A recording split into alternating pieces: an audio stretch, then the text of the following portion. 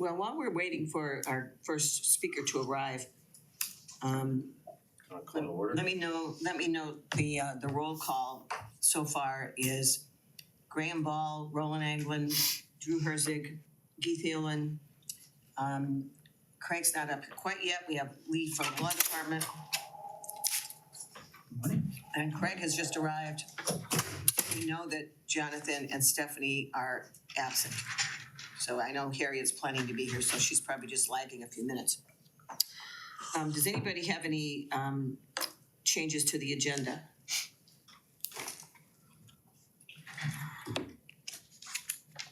Let me just say, since we have a couple minutes, maybe we could move up the discussion of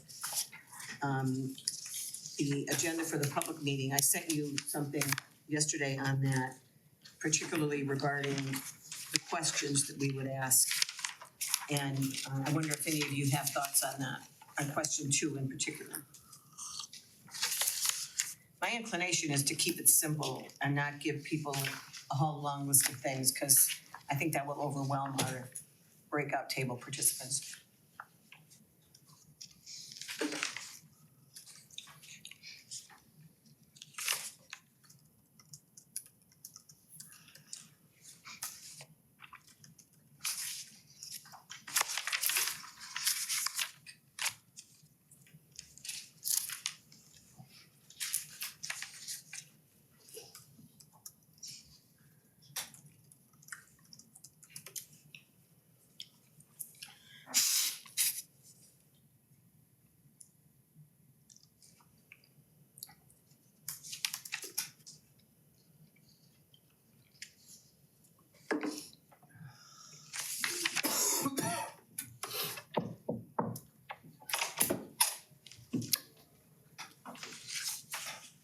Good morning. Good morning.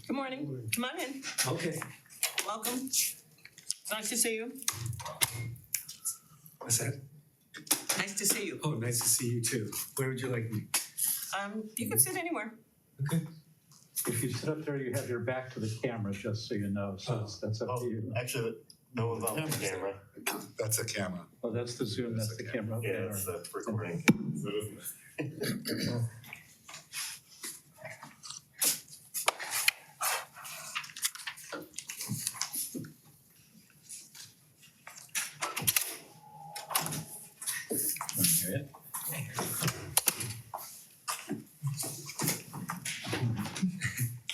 I'm Keith Kelly. Hi, David. Nice to see you. Assistant moderator. Greg Kluge. Nice to meet you. Good to see you. How are you? I'm good. How's your family? Everyone's good. That's good. Graham. Hi, Graham. Roland. Hi, Roland. Nice to see you. Drew Herzig. Hi, nice to see you.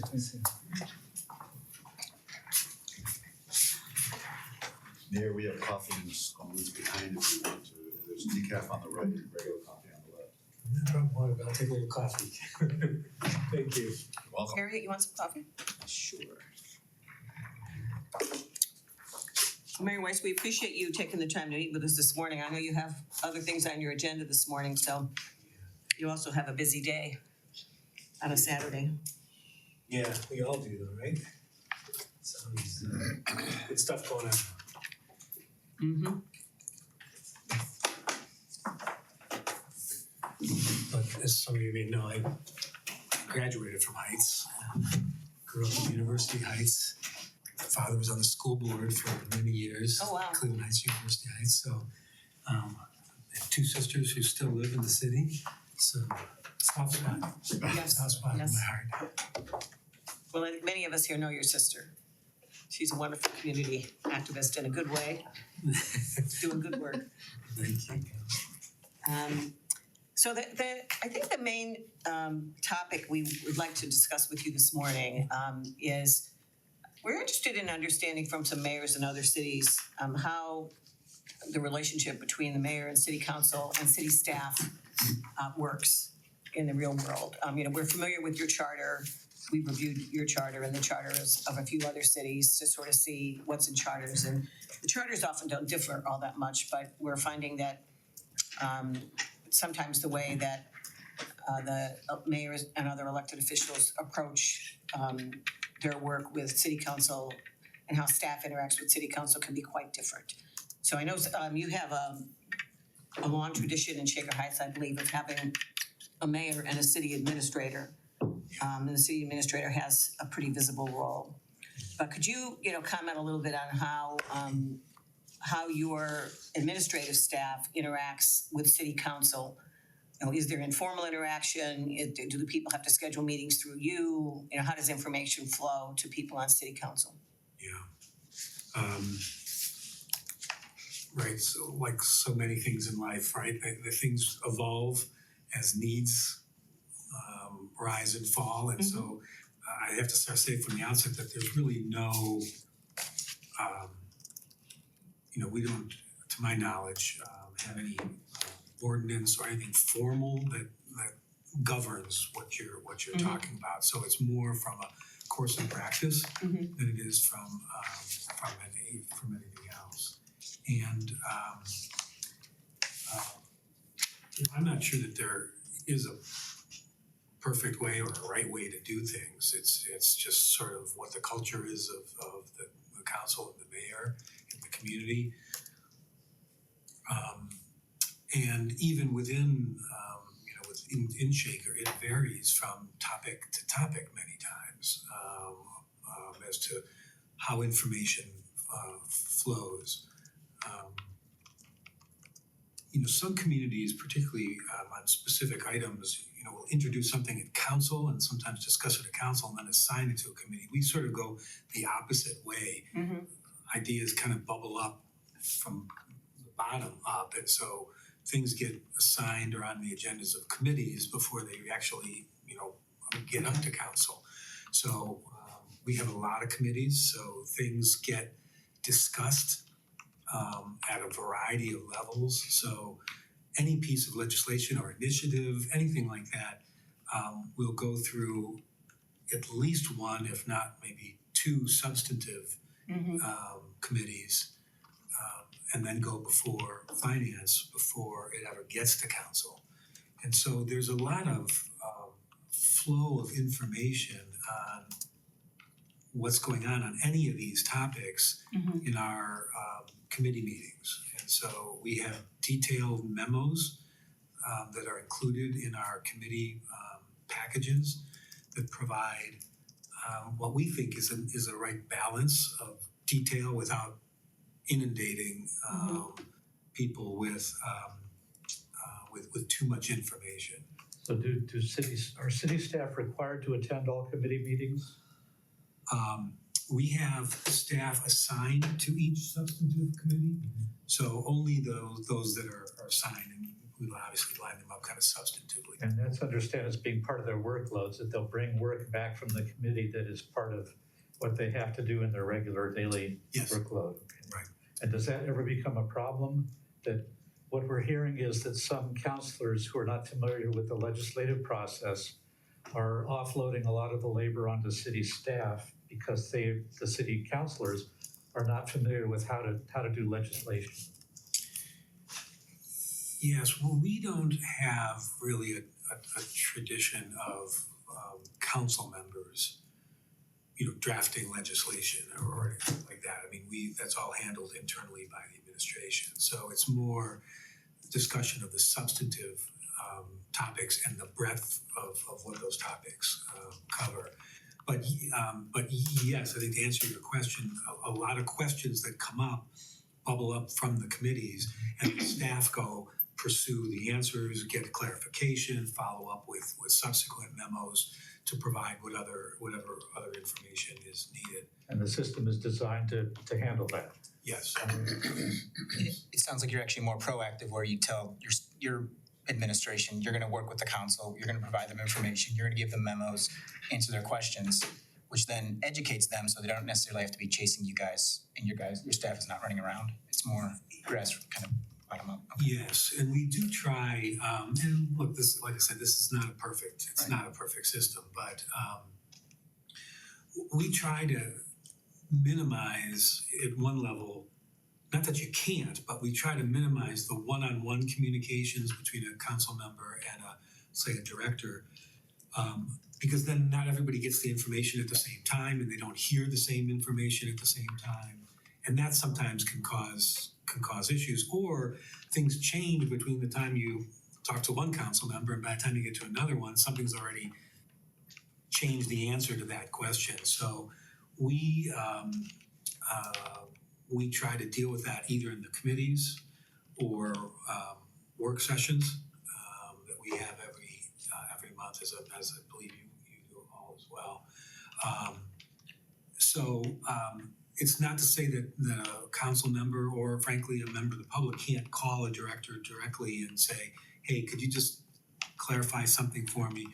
But again, we try to minimize that so there's no confusion.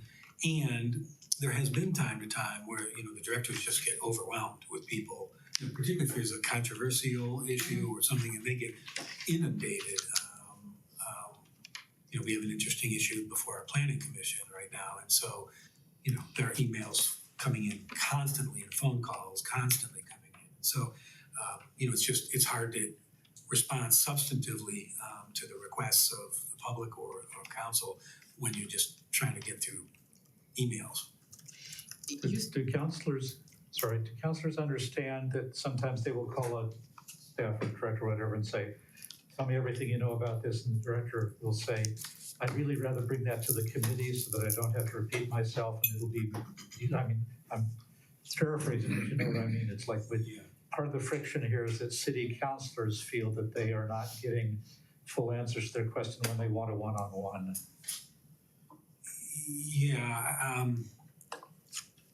I guess I'd say that tell me everything about something, that doesn't happen as often. Mm-hmm. It's usually at the committees or at work sessions where everybody can hear the same thing at the same time. But it does happen, and then there are times we'll tell a council member, can you sit tight here because we're putting together a bunch of material. We're going to present it to the committee or present it at a work session, and you'll get all that information. And then whatever we haven't presented, you tell us what you want, and we'll go do it. Sorry, Harriet, you wanted to? Yeah, you've used the verb bubble up a few times. Can you talk a little bit more about your committees? Are your committees, how do people, they're comprised of citizens and just citizens? And or council members. And council members. Right. And so how do the citizens get on the committees? Are they vetted? Do they just volunteer or? Yeah, it's a great question, and we've tried to. This is one thing that when I became mayor, I did try to bring some consistency to the process. Historically, our committees have always been made up of council members, usually in the neighborhood of 3, and then usually 3 to 4 residents, citizen members of that committee.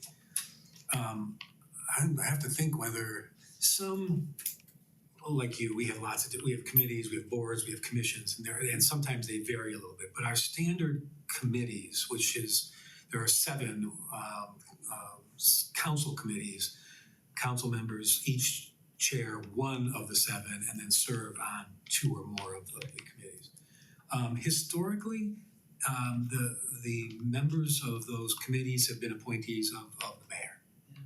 And generally it's been people that, are either the mayor knows or are referred to the mayor and have substantive expertise, or not always substantive, just good judgment. And so they're asked to serve on committees.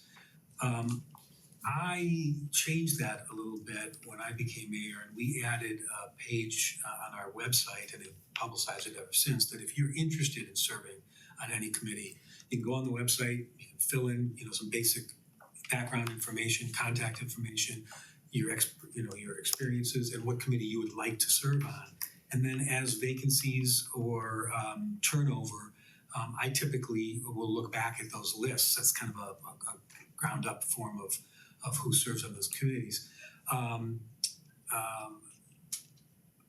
Like you, we have councilmatic elections every 2 years, and so Usually, but not always, at the 2-year mark, we'll kind of reevaluate whether someone, wants to stay on the committee or should continue to stay on the committee or wants to go on to another committee. Other times, we will have a committee member stay on for more than one term.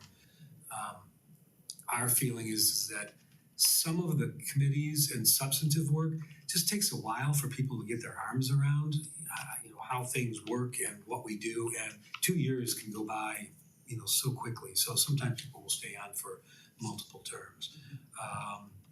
But I am constantly in search of new committee members because we like to have a changeover. We like to have new, fresh look at things. But our committees are very active. Our residents, the ones that are on, particularly the really good ones on our committees, are very knowledgeable, do their homework, and our committee packets can be pretty thick. They've got a lot of reading to do for those meetings. The mayor appoints them, does the council need to approve them? I'm sorry? The mayor appoints them, does the council need to approve them? Some, but not all. Our standard committees, the 7 standing council committees, no, the mayor, it's just an appointment by the mayor. Other committees or boards, commissions do. So I think we may be a little bit different on this, but our Civil Service Commission, our Planning Commission, what else? I think our Architectural Review Board, our Board of Appeals, a couple of those have council approval or it's another thing that I've always been a little bit wondering in my mind. Sometimes it says, approved by council. Sometimes it says with the consent of council. Mhm. Sometimes I've seen others, not so much in Shaker, but I've seen others where it's, with the, advice of council. And so I don't know whether, I've actually never researched whether that really has a separate legal difference, but. Mayor, you mentioned monthly working meetings. Can you tell us a little bit more about that? The council work Monthly sessions? working meetings? I just don't know what you were referring to. Yeah, so most of our committees meet monthly. At least this is at the committee level. Some boards and commissions have meetings as needed. Some are quarterly, but for the most part, they are they're monthly meetings. So all of our main standing committees are monthly. So we get lots of feedback very quickly on things that are coming up through the pipeline, so to speak. And then our city council, and this is a change post-pandemic a little bit, but historically we've had 2 formal meetings, which I think is the same as Cleveland. It's 2 formal meetings a month. The second Monday of the month is our work session. So generally no formal action taken, but discussion. It's just discussion among council about a particular topic. Generally, not always, but generally we don't have public comment at the work session. It's because it's really intended as an opportunity for council to educate themselves and ask questions and ask for additional information. And then we have the 4th Monday of the month. We have our formal regular meeting where we take basically action on legislation, and we have public comment at that meeting. What happened during the pandemic, and again, I'm not sure what Cleveland Heights had, but for us, things particularly at the beginning, as we all remember back, were happening so fast, and so many questions were coming up that the 2 meetings a month just didn't work for us. And so we started on the off weeks, so the work session on the 2nd and the 4th week, we started having an hour luncheon work session, 12 to 1 on the off weeks on a Tuesday, because we needed to keep council up to date and things were changing so rapidly.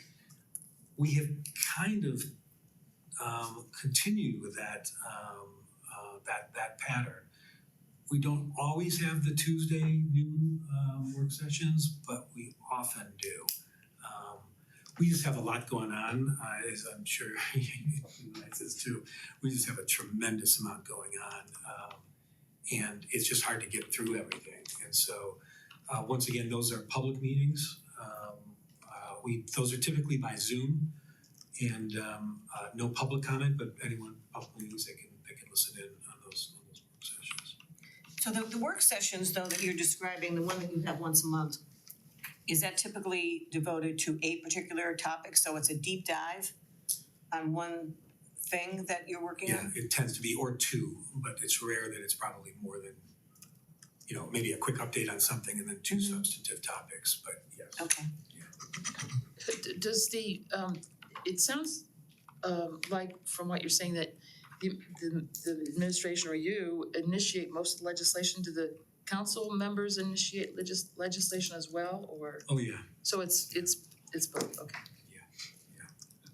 our residents, council, Yeah. administration. So when legislation is initiated not by you, but by a city council person, say, just as an example, how does the staff interact with the city council person who seeks to develop legislation? Is your view that the staff has a role to play in that, or is the city council person supposed to figure that out on their own?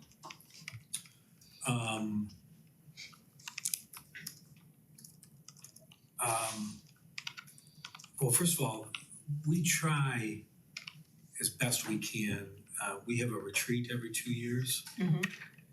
And we come up with a work plan for basically that next 2 years. And so a lot of the ideas we try to bring together with all of council so that we're, if you will, vetting a variety of initiatives that get brought before it, because there's obviously limited time and limited resources to do everything we would like to do.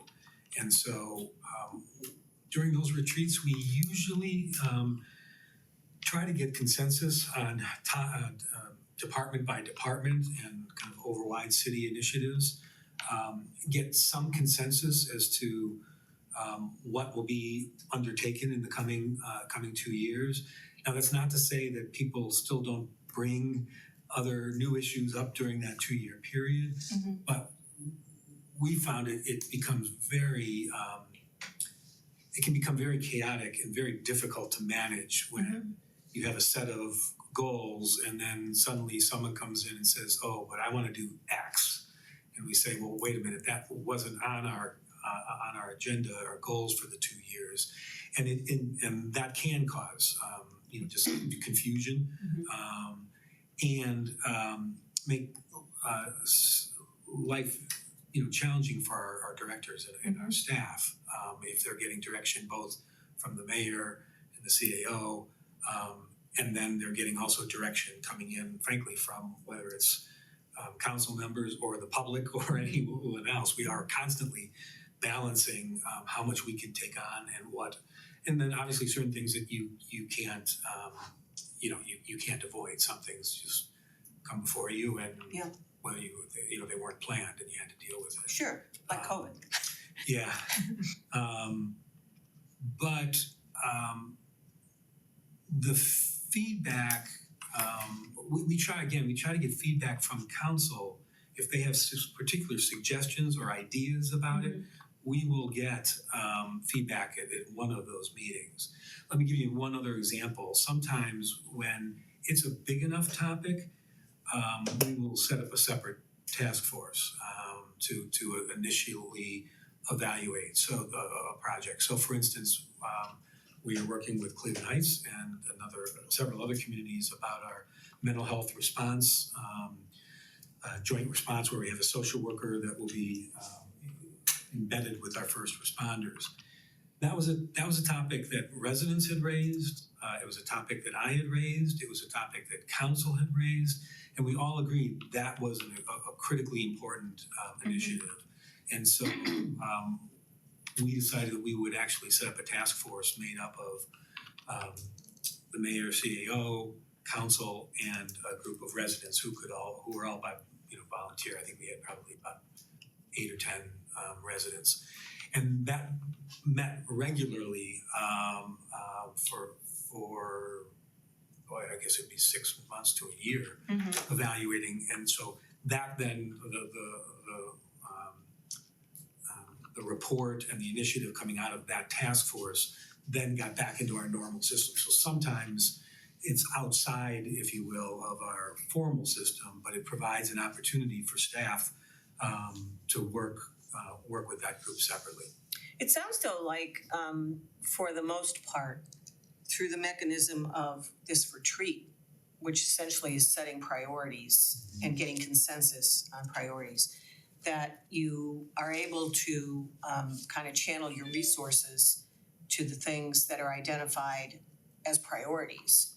And you work with City Council on establishing those things. So there may be less, City Council members may feel less need to come up with their own initiatives because they've already had input on what the group has decided is the consensus list. Yep. And things go forward in that way.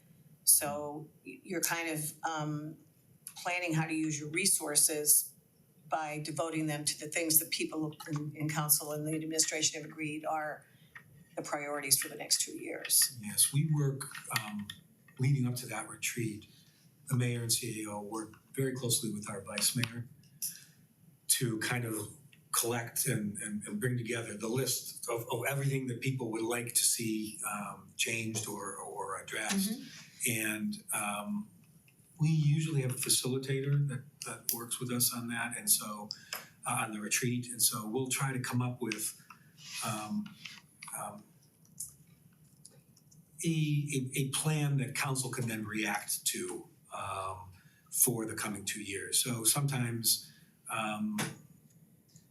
there may be, I don't know, housing where there's one program that was started 1 year, another program started the next year. We may say, look, we're going to combine, since they're both housing, we're going to do it next year and we'll address both of these issues.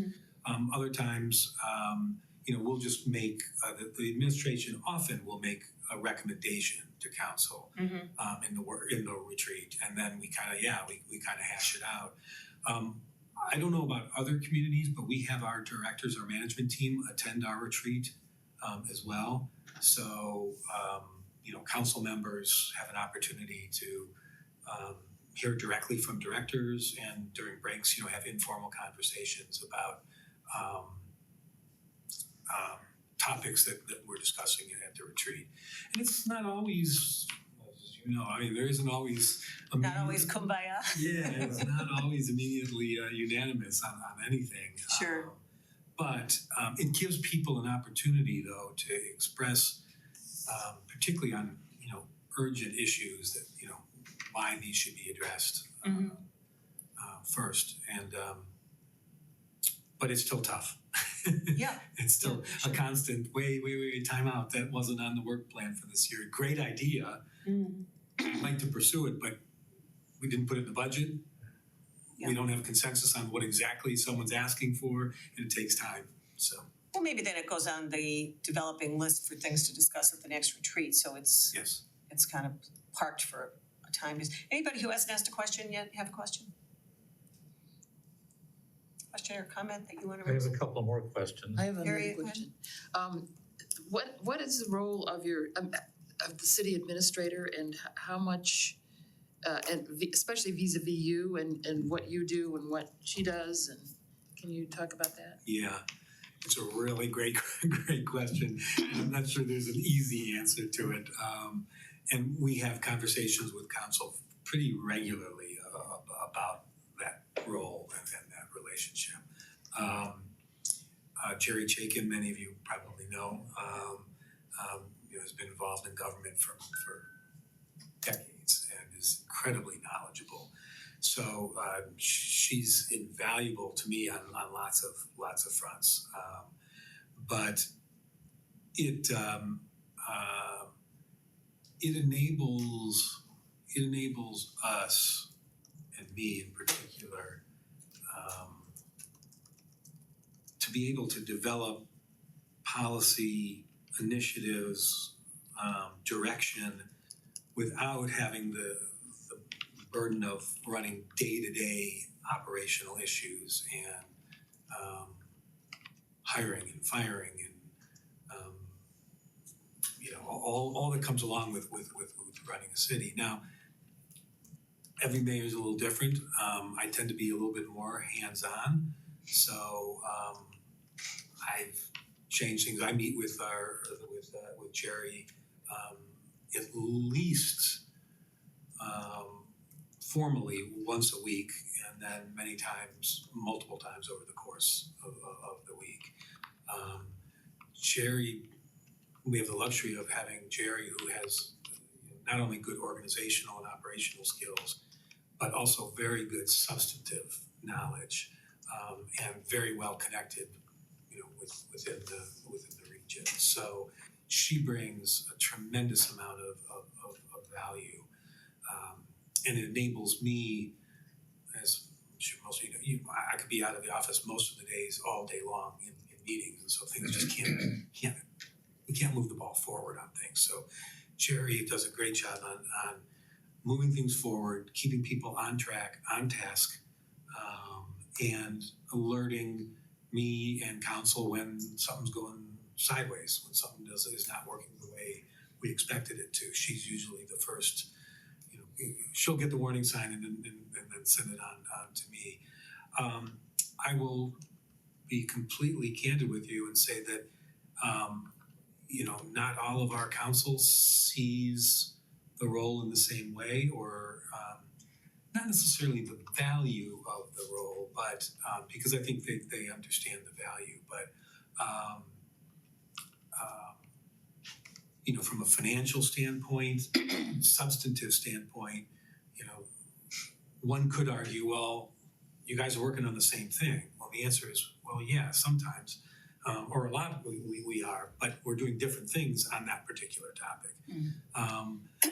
But Jerry's been around for a while, and so when we look at priorities for council and the mayor, which we do periodically, there's always a question about, are we?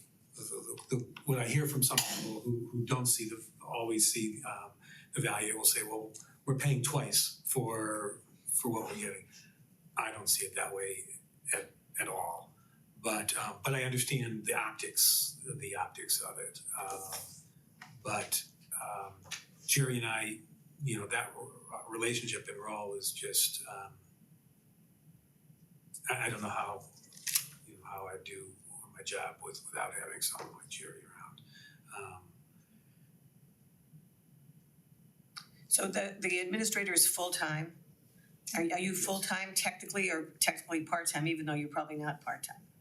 Our charter is silent as to whether it's full-time or part-time. We've had people who have tried to do it part-time over the years, and that hasn't worked particularly well. So most in the last few decades, mayors are full-time. But when you say full-time, yeah, full-time is different to different people. But yeah, I mean, I'm pretty much on 24/7. You mentioned a vice mayor. Is that an elected position as well? No, it is appointed by the council. And for what it's worth, our tradition is that we rotate the vice mayor every 2 years, and it goes to generally the person selected is the council member with the most seniority on council who has not already served as a vice mayor. So it gives a chance for everyone eventually. I see. So it's an interlock between the mayor's office and the council. And so if you're unavailable for a public duty, the vice mayor who is from the council will serve in your place. Correct. She has the authority to sign contracts, so if I'm traveling, and that kind of thing. And that person's a key, as you said, key link between the council and the administration. We meet regularly with the vice mayor. Again, just what's going on, what's going well, where is anything falling through the cracks. In addition to the retreat, does the city provide any training for newly elected councilors or newly elected mayors or anything like that? We have an internal orientation that we have for council members. So typically we will have new council members meet many of them know the directors already, but we'll have them formally sit down and, be briefed on what's going on in the city and or our standard practice and that sort of thing. The Mayors and Managers Association, and there are two in this region, one for Northeast Ohio and one for Cuyahoga County. They also have a one-day training on every 2 years, I think. They'll have a one-day training session where they bring in professionals, everything from ethics to budgeting to campaign finance reports and just all those kinds of just mechanics and how not to stub your toe. Yeah, so it's just assumed the newly elected councilors will take advantage of that. There's no requirement or anything like that. Yes, I think, I don't know, our trusty lawyer will have to remind me. I think there is technically a requirement for newly elected, and it may be every 2 or 4 years where there's a half-day kind of refresher, sort of like a continuing education. And I believe that's on the state level about the sunshine laws. Yes. Yeah. But the city of Shaker Heights does not add any requirements on top of the state requirements. They're more or less, we hope you will take advantage of these facilities to get yourself trained or oriented. Other than our initial Yes, orientation. So when you say that many times city council members already know the directors, would that be because they would have served on a committee? Yeah. I mean, do your directors have a lot of interaction with the public? Yes, very much so. Very much so. They take calls from the public? Yes. Now again, depends on what the topic is. And we try to have part of Jerry's role is for the most part, try to be a clearinghouse of information on kind of incoming information. For the same reason, even with council or director, not all the directors necessarily, we have regular management team meetings where all of our directors get together once a month. But again, things happen so fast, not all of our directors might know, particularly when things are overlapping. They may or may not know. And so Jerry tries to be the clearinghouse for a lot of that. But yeah, our directors reach out to the public regularly. I mean, I get dozens of calls coming into my office on a wide range of topics, and my assistant usually kind of triages those and gets them to the right person in the department, usually a director, or one level below the director. But usually there's internal communication at least within the administration to say, I got this, here's the inquiry, here's my proposed response, sort of let me know if there's anything I need to do, differently. But Jerry tries to keep a good finger on the pulse of what's incoming as well as what we're sending out.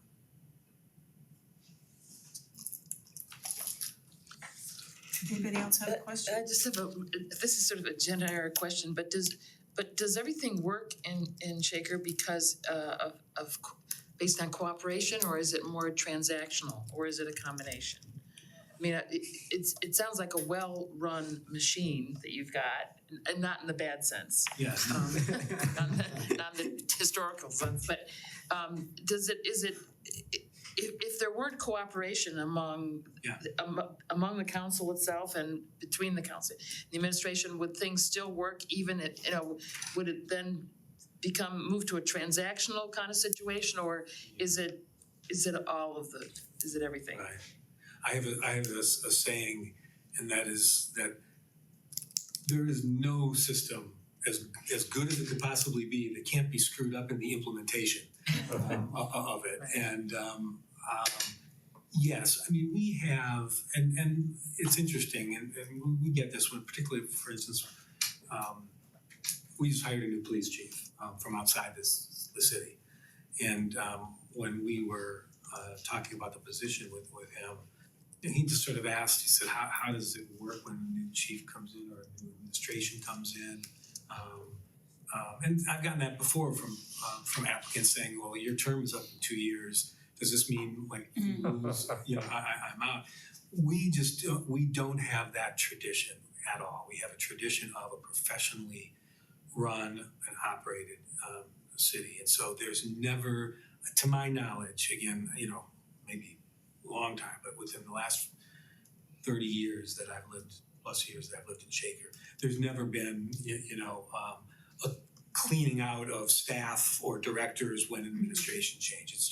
It's just not in our DNA. Now, it's not to say that, you know, things, people always see eye to eye. They don't, and sometimes we make changes. But you are right that in general, there's a collegiality there that people know we can have differences of opinion, but not be disagreeable about it. Now, that's not always the case. I mean, there are times, but when there are, it's so unusual that, you know, even other council members might say, hey, you know, that's not how we do things. But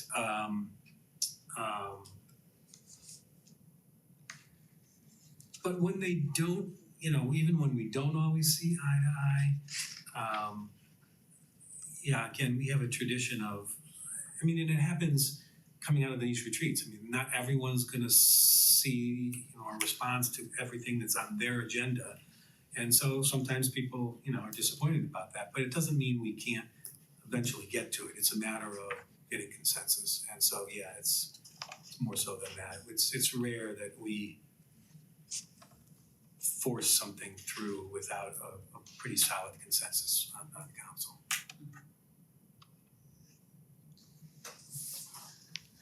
Anything else for Mr. Weiss? I know you have someplace you need to be by 10, so I wanna be mindful of your schedule.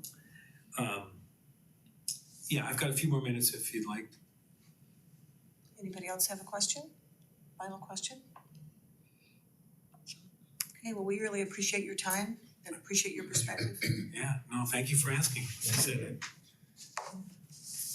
Nice is We near you. admire your city. Thank you.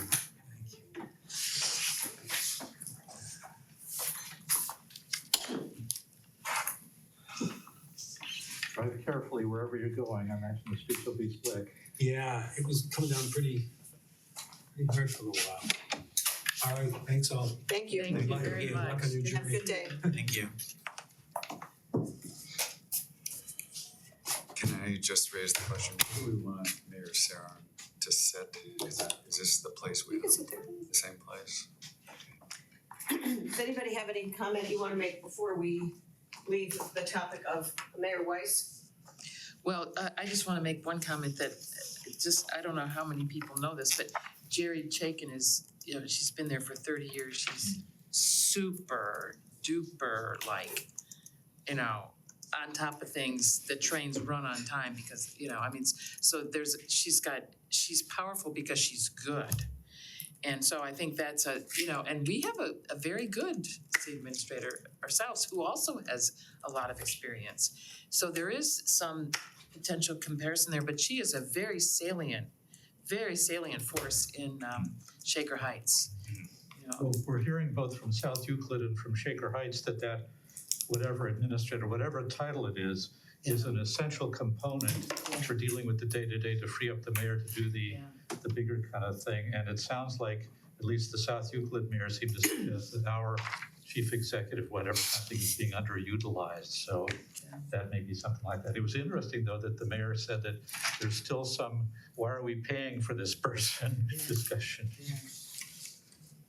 Well, I can understand why some of the, members of the public may not really understand the value of having essentially a chief executive and a chief operating officer. I mean, people in business are more accustomed to something like that. But I think that we didn't really get into this with Mayor Weiss, but he served on city council in Shaker many years ago. And then after he retired from his longtime job running the legal department at a publicly held company, he went back to being mayor. So he came to it with some experience. Jerry, she's the president of a board I serve on, so I've asked her, about Shaker. And I have to say that I didn't get the impression that democracy with a small d was what made the city run. It was like, this is a well-run city, run this city well. She didn't, I asked her some, Yeah.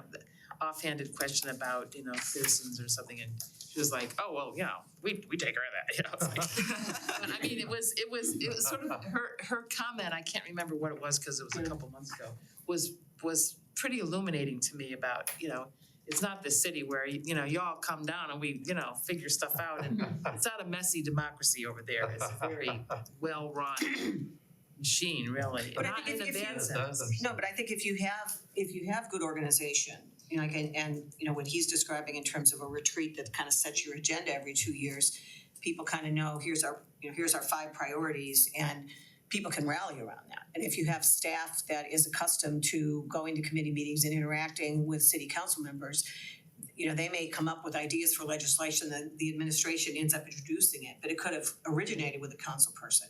But they reach consensus that yes, that's gonna be a priority, and it's not, it's a group exercise, not something that a council person is left to research and figure out on their own. Well, and it sounds very much that it's not ad hoc.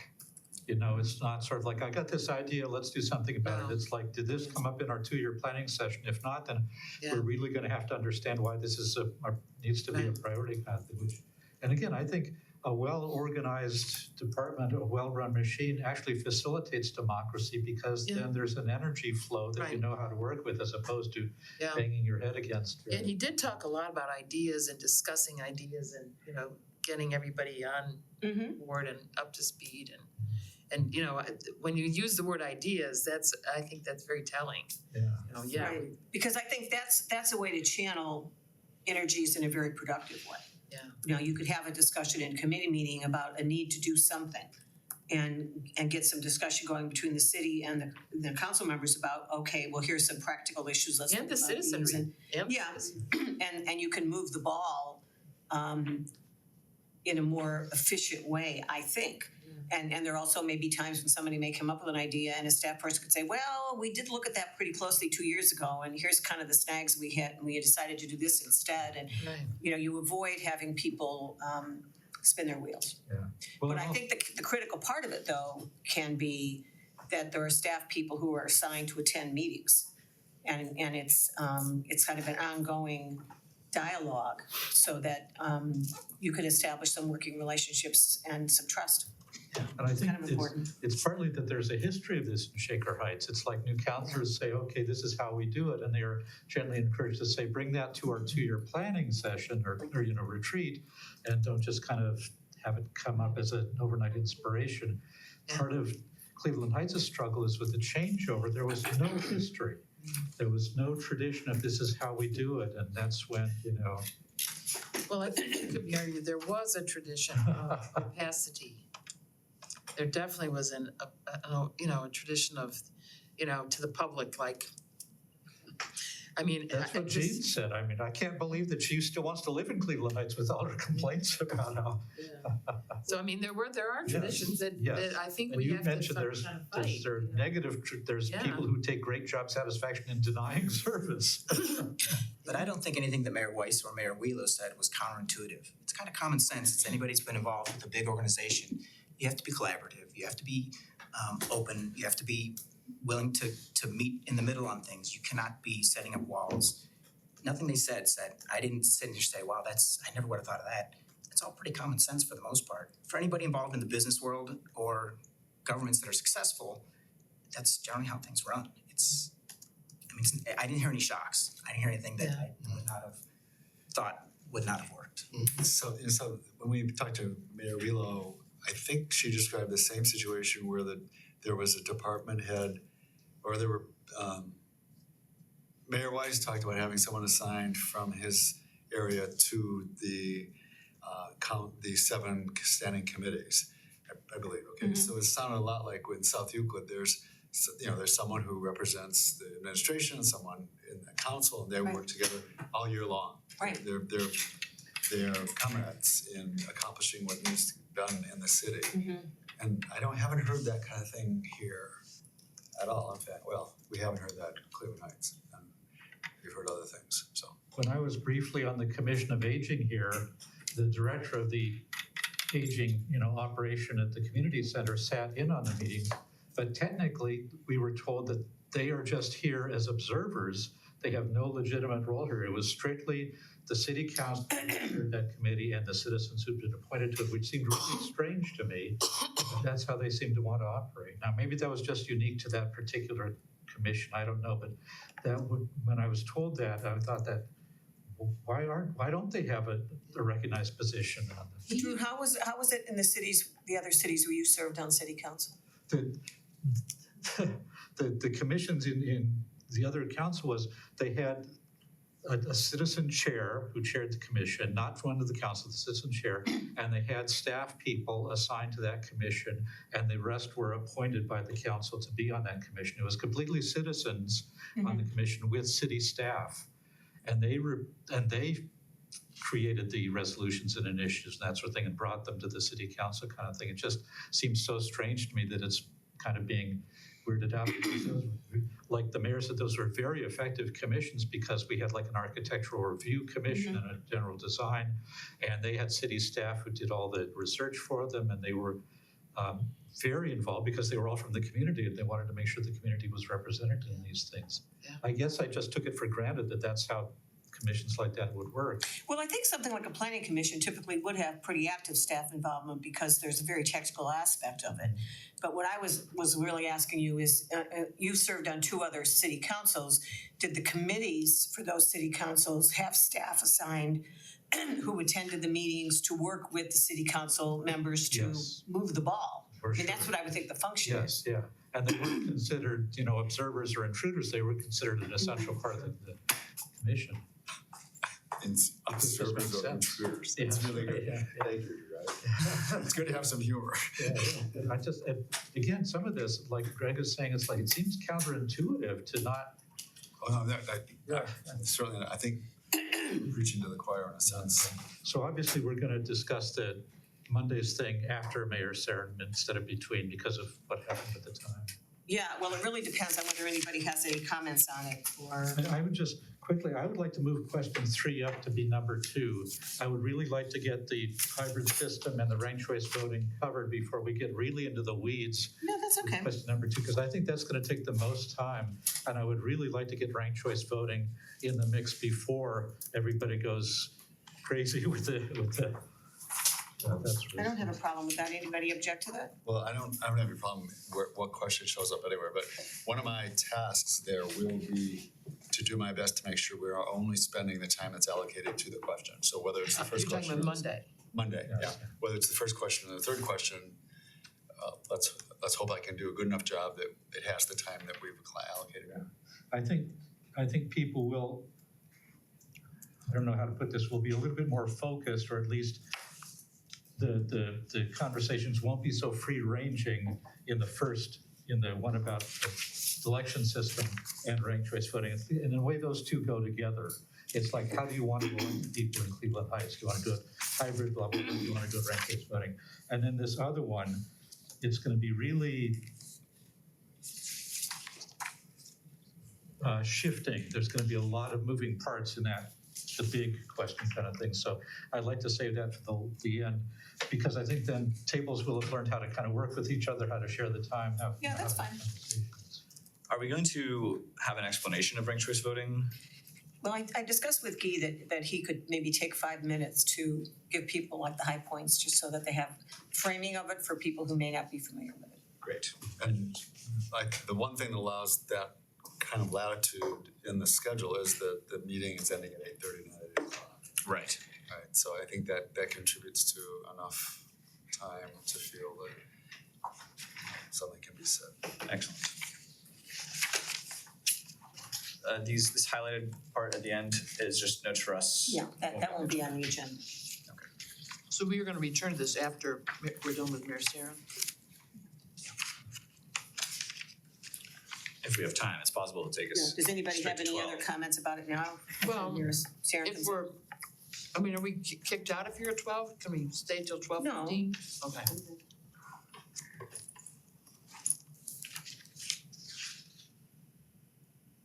But I think it looks pretty good.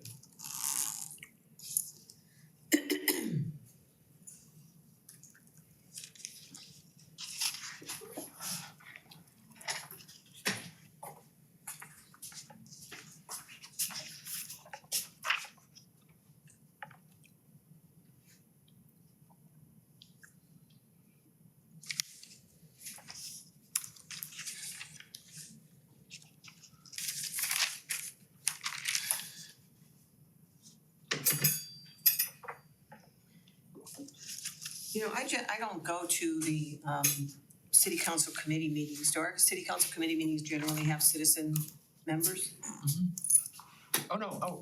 Committee meeting. council committees? Oh, no, I I don't was know. wondering about that too. Not that I've seen. I mean, they're usually in here, there'll be citizens sitting out on the outside. I've never seen citizens out. But there are a lot of, I guess they'd be called commissions then, that citizens are on. And it's very hard to get on these, you have to like, I mean, the applications for being on one of these, I guess it's a commission, are just unbelievable. When I was on the Aging Commission, they had not had a quorum in over a year. And apparently the applications, the online applications were not going to the correct person to review them. So I called Craig Cobb and said, they don't have a quorum. There's a woman who's had an application in here for 2 years. Yeah. And she's still coming to meetings, but she says, we had no idea that there were applications out there because there was a transmission gap of some sort. This is just crazy. The same thing happened with the transportation environment. I had a neighbor who waited 2 years. She went to the meetings. She was never, I don't think she to this day has been appointed. So that's where I really wondered why the city councilor who was the chair of those meetings didn't do something about that. I said, this can't go on, so I called Craig and said, here's the situation. He said, thank you for bringing that to our attention. We had no idea that those applications were apparently going to a dead letter office or something like that. I said, well, It's odd that they wouldn't inquire, we Yes. haven't had any applicants to this committee and well, it would Terms are also be expiring. odd that the people on the committee wouldn't say, we've got to get a quorum, otherwise we're just here having a friendly little chat at the senior center. Just strange. That's kind of frightening, to be honest. it is right. What you're describing is kind of frightening. Yes. Go on for, Well, for 2 years, and this woman, and she was at meetings and people knew I didn't understand. Exact same thing happened with my neighbor on a completely different. Yeah. Well, but again, it goes back to the non-responsiveness thing. I mean, there are plenty of ways to set up your systems so that applications come in and some response goes back. I mean, what I've heard people say, they get no response whatsoever. Right. And I happened to talk to a resident the other day, and I forget how this came up in the context, but he said that his son, who has a master's degree in public administration, has applied for various jobs with the city, never gets any response at all. Going. Welcome. Morning. Hi, Mayor, welcome. Morning. Have a seat, Thank you. grab a scone. Yeah, I suggested they set up at least one of those thank you for your application emails coming back so you know it didn't just go into a black hole or something. No. That's where the mayor of Shaker Heights sat, so we got it all warmed up. Appreciate it. Okay. Well, Mayor, thanks very much for being here with us and thanks for your responses to the survey. We appreciate your thoroughness in describing your recommendations and the time you spent preparing. I hope the recordings weren't too tedious. No. We appreciate that you and some of the residents are taking advantage of the opportunity to look at the meetings, and maybe we need to get a rating system to get feedback. Give us stars on our. But we're happy to have your perspective on the roles of the executive and legislative branches, and I think we all look forward to a good discussion on the charter issues. So just real quick for background, since you mentioned you watched some of the meetings. So far, we looked at the changes proposed by the 2019 commission. We've looked at the current charter most of the way through, but we certainly have covered the articles on the mayor and city council. We also looked at the charter changes that were made after the ballot issue to implement an elected mayor, and we understand the context of those, meaning that they were designed narrowly to implement putting in place an elected mayor without including other changes that might be needed to address the impact of an elected mayor on the legislative branch. So, for shorthand, we all kind of refer to that as balance of power issues. You could probably call it checks and balances, but that's kind of what we've done. And we also have been briefed both by the facilitator and the law department on the function of a charter, not to micromanage, kind of a high-level document.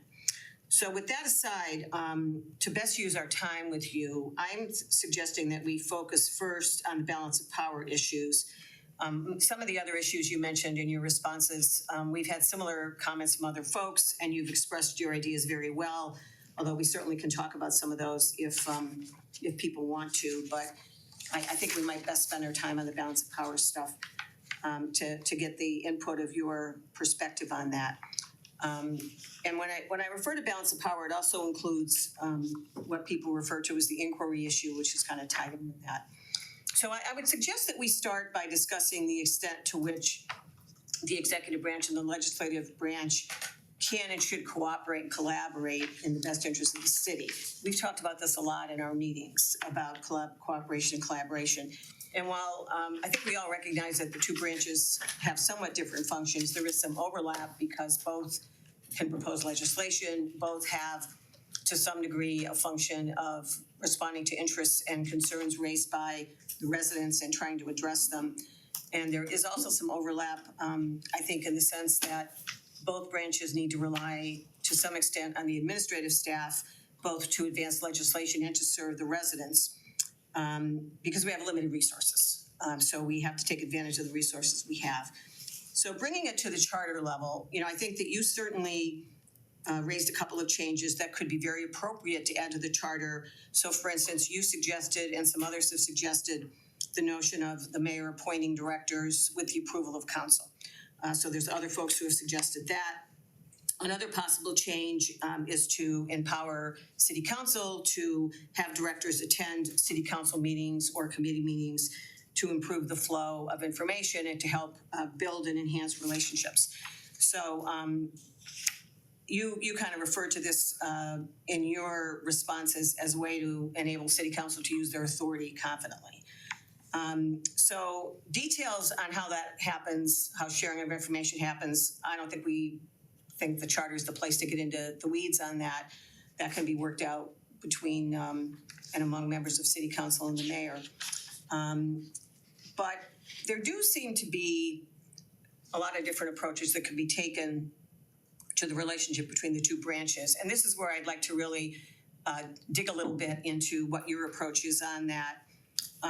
It seems to me, in reading your really thoughtful responses, which I do appreciate, seems to me that you see the staff as serving the administration, but not serving city council. And I don't mean serving city council in the sense that city council is ordering them around and telling them what to do, but in being of assistance. And I say this because in several places, you suggest that city council essentially should view requests by the administration for an approval. So city council has to approve legislation that you propose. That's the opportunity for them to use leverage to get information that they want. And in your responses, you're talking about that in the context of if you give them legislation, a city council person could say, well, all right, I'll consider that, but I'd like to have this information about why you think that's a good idea. I suppose that same notion could also extend if somebody on city council wants to advance legislation or they have issues that they want to have staff help with, and they could say, well, maybe I'll vote on your legislation, but I also am interested in this issue, totally unrelated. But I'd like that before we talk about this. So it's very transactional, and I'm just curious as to whether you think was that what you intended it to be, that it would be a transactional relationship rather than a cooperative relationship? So I think, well, what you've described are two different things. One is horse trading, the other is a mechanism to get something unrelated in exchange for support of something, not on its own merits, but just in exchange for something unrelated. Right. Those are two completely different things. Oh, I know. I'm not a fan of horse trading generally. I think that each issue should be discussed, understood, and decided on its merits generally. I know that horse trading is something that we probably can't avoid in the American political system, but it's something that I try to avoid as a general rule. So no, I absolutely was not advocating for horse trading. Although we are all elected politically, individually. And so I think that it's more important to cooperate. And I think that if someone did try in this system in Cleveland Heights to start, almost the political, horse trading sort of more explicitly, I think that ultimately that would probably be exposed as something that we don't appreciate here. Maybe this happens, in private. I can't tell you what sorts of conversations happen among council members that I'm not a party to. But I do know that I generally, and I don't believe I've ever been approached by somebody who says, well, we'll give you this. If you actually, no, there is one example.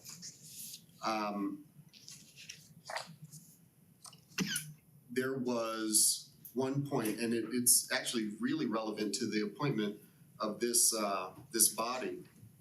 There was one point at which I think there was some proposal that if I nominated certain people that a council member wanted, then they might be willing to pull back on the original no votes that were issued for my initial nominations.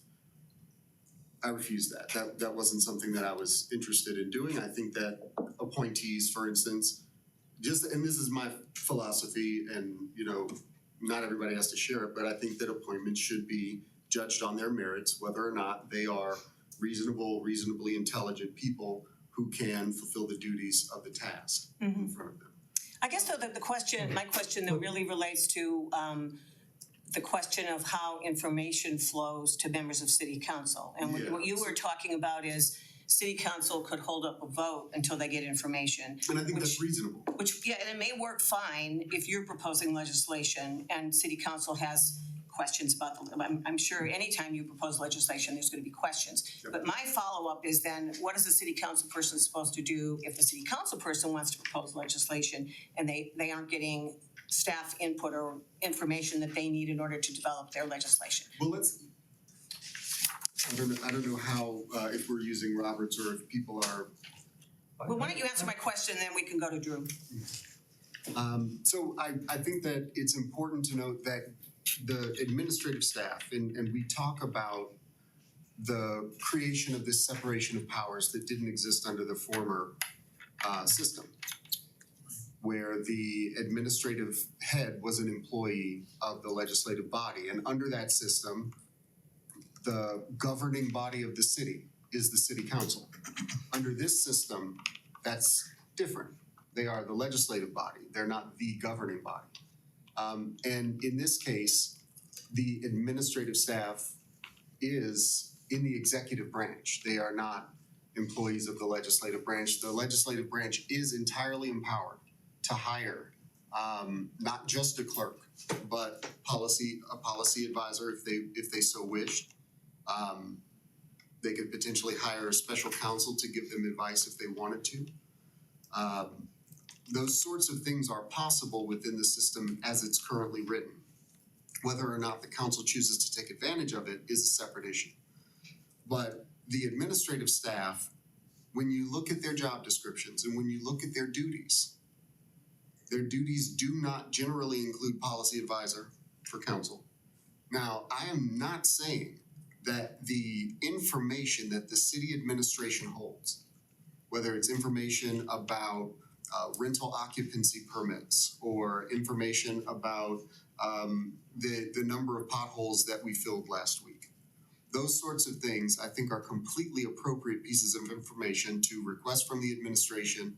And I'm not this isn't an exhaustive list that I'm listing right now, but just those sorts of things that we hold that they can't get from anywhere else. They need to come to us for information. So if they're asking for information from the administration about how the city works and those sorts of things, they can and do get that information. However, there's a difference between that and using the executive branch staff to fulfill legislative policy advisor roles. Those are two different things. And I think it's important to note as well that if an individual council member has a particular policy preference, that policy preference may or may not be shared by their colleagues. That policy preference may or may not be shared by me or anyone in my administration. And so to force people who work in my administration to work to advance a policy preference of an individual legislator that may or may not be aligned with any of our vision that we work together on, that doesn't make sense either. So I think there is a line that we have to draw between converting administrative staff whose primary role is implementing, primary role is achieving the actual goals of the government. Our directors, for instance, they are managing departments. Their primary role is not legislative advisor. And so to pull them away from their primary role in that way, and certainly to force pulling them away from that role, is more disruptive than you might think. So I think that there is a line, and I think that line is something that evolves over time. One of the things that I noted in your conversation with Mayor Wheelo was her description of a relationship that had been built, a series of relationships that had been built over time. Now, Mayor Wheelo has been mayor 10 times longer than I've been mayor. More than 10 times, technically. And in a system that has had an elected mayor for 50 times longer than Cleveland Heights has had an elected mayor. The idea that we should be in the same stage of the team building process, and I mean that both in the specific administrative team building process, but also the larger city government team building process. The idea that we should be in the same stage is unreasonable. We're 2 years in, and I know that 2 years is a long time for some things, but it is a very short time for other things. And so in this case, I think that there is a need for us to continue on this path, for us to continue refining our understanding of what executive roles are and what they're supposed to be. And recognize that eventually people will come to understand that we don't step on each other's toes when we're trying to dance together. I think the difference between, and I think I spoke to some of this in what I wrote, there is a difference between asking something that can be answered relatively easily with data or pointing someone toward a resource. There's a difference between that and can you help me determine what my policy position is on a particular issue. Like, I see this problem, I've decided that there is a problem. I don't know what to do about it. Director, can you help me determine what we can do about it? Can you brainstorm with me and figure out whether or not there's something that I can do legislatively about this problem? Now, the director may or may not agree that there's a problem. If the director doesn't agree that there's a problem, how much, or if I don't agree that there's a problem that they're pointing toward, how much administrative time and effort should we steer toward brainstorming a solution for something that we don't see as a problem or don't see as a priority? It may be a problem that we want to address at some point, but the priority setting as well in the administrative branch shouldn't be done by an individual council member asking for legislative policy advice. Yeah, I understand your point. Drew? Yes, in all our previous interviews, we had return surveys in front of us, but we started by asking the person what 2 or 3 top issues came to mind in doing this kind of thing, and then went into a discussion from there. I would like to keep that format for Mayor Sarin. I don't think Okay. it's right to start with a cross-examination kind of thing. So I would like us to kind of hit the restart button, start by saying what 2 or 3 charter issues seem to be most salient from his position as mayor in a new structure kind of thing, and then move on from there. if Okay, that's go ahead, okay. Mayor. If that's clear. Sure, yeah, I'm happy to do it. So I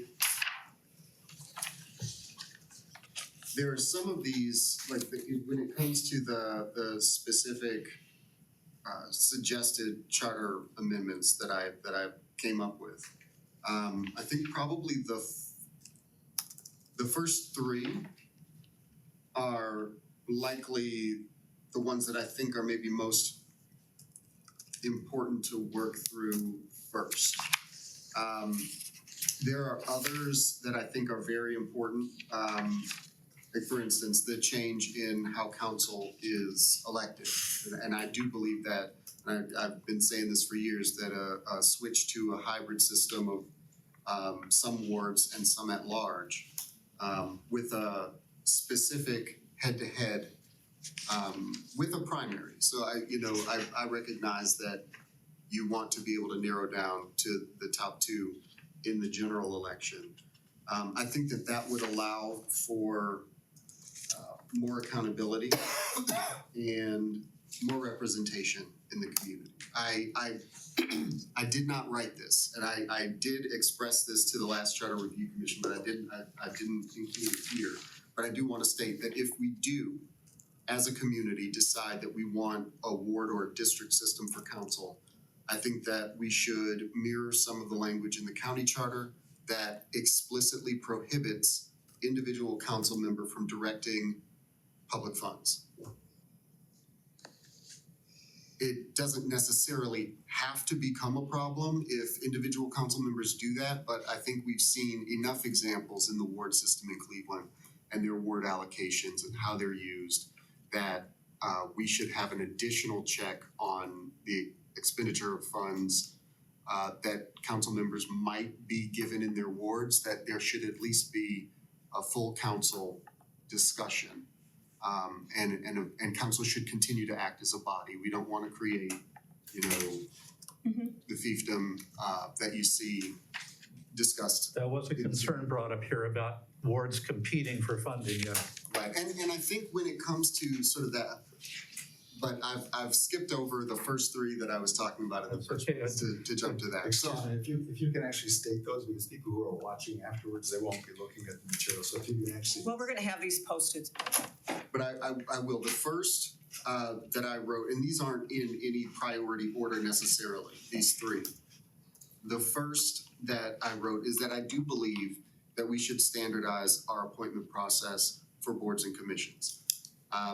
I spent 6 years on city council and now 2 years as mayor, and I've seen a difference in the amount of attention and the amount of vetting that candidates for boards and commissions actually receive in reality when they are appointed to various boards.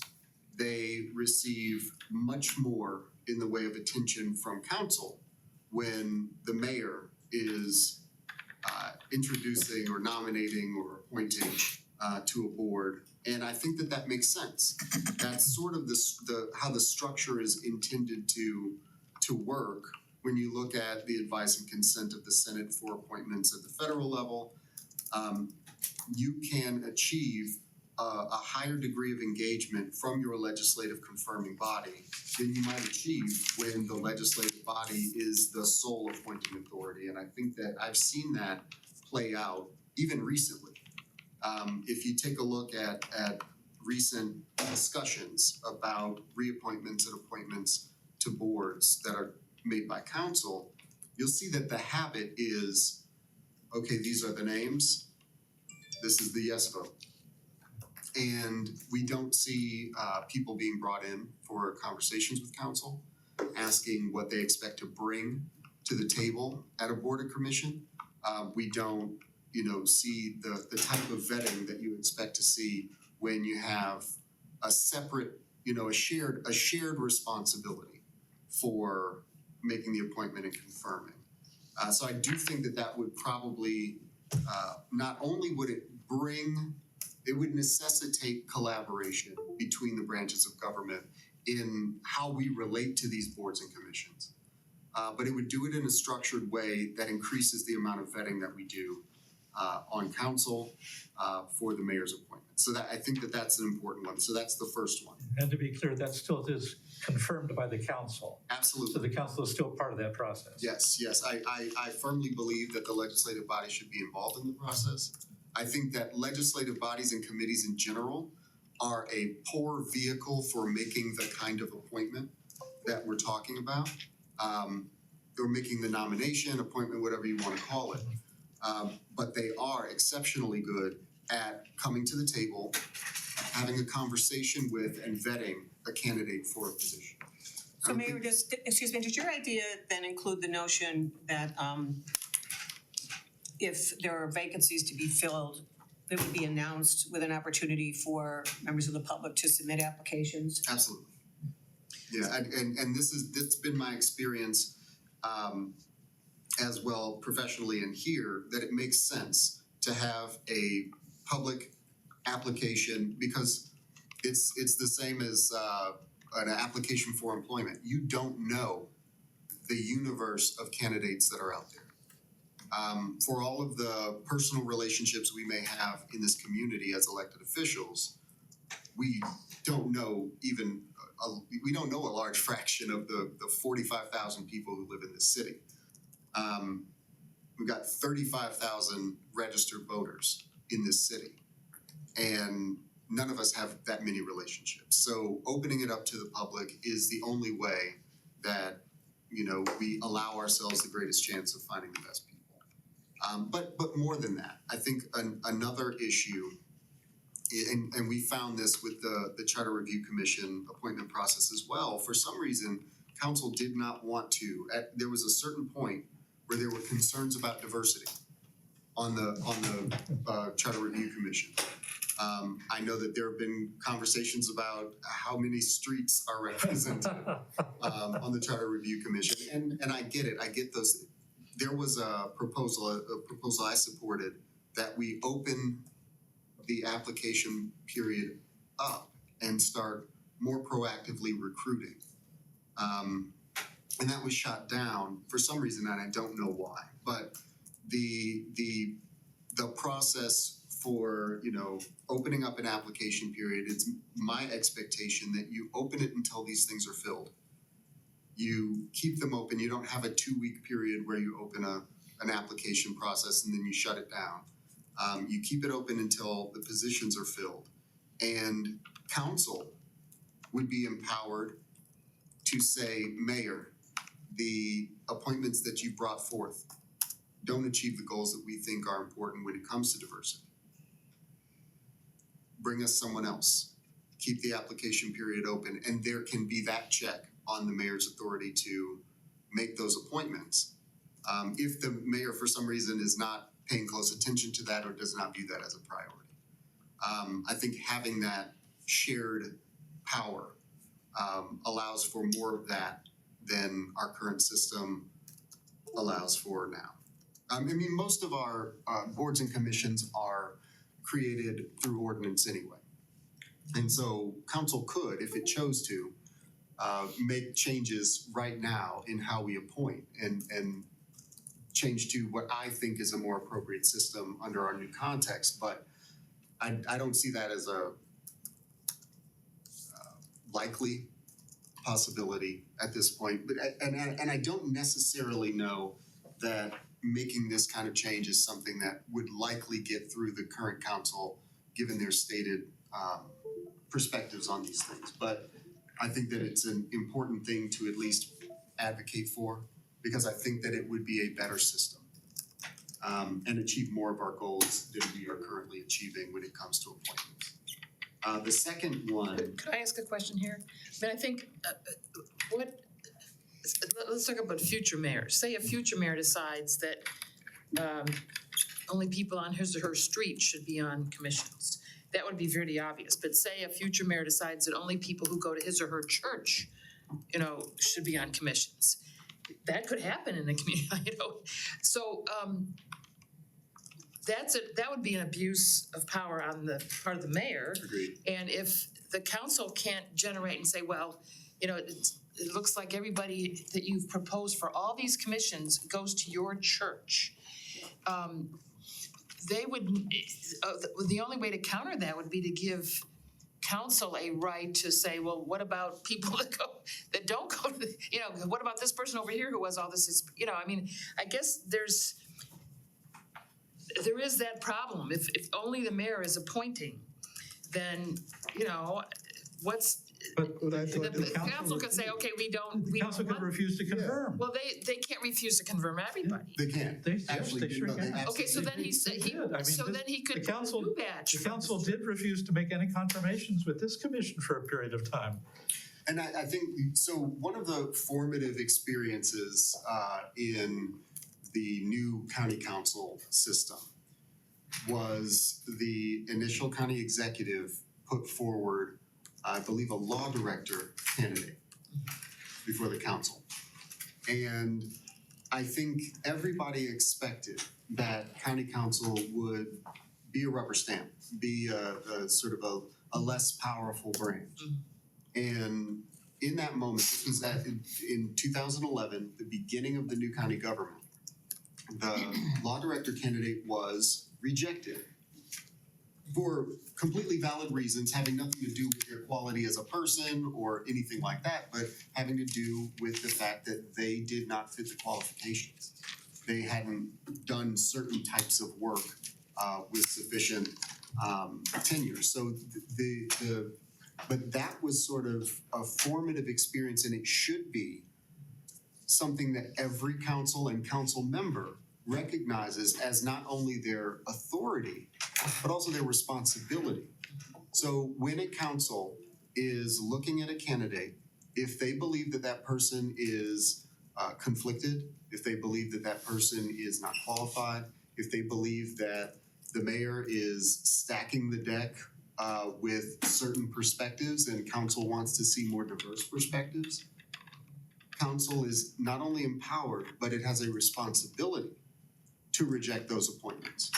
That's what the vetting process is about, and that's where the, you can call it conflict or friction, but really it's just that separation. The mayor should not be able to do it by themselves. The council needs to be an involved party, and under this sort of system with an appointment subject to confirmation, confirmation needs to be taken seriously as well. Mayor, I actually worry about the opposite. How would you put in guardrails for what's happening at the federal level, where justices are not getting appointed? There's a certain amount of horse trading going on. How would you think that through?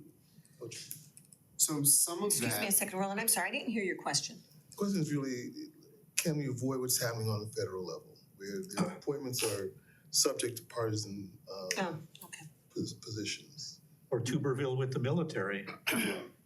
well, I think some of that is a recognition, hey, like Tuberville, for instance, an individual legislator should not have that power. And I don't believe that Tuberville actually does have that power, except that his colleagues allow him that power. But in this case, on the local level, I think that we can avoid that using the mechanisms that we already have in place.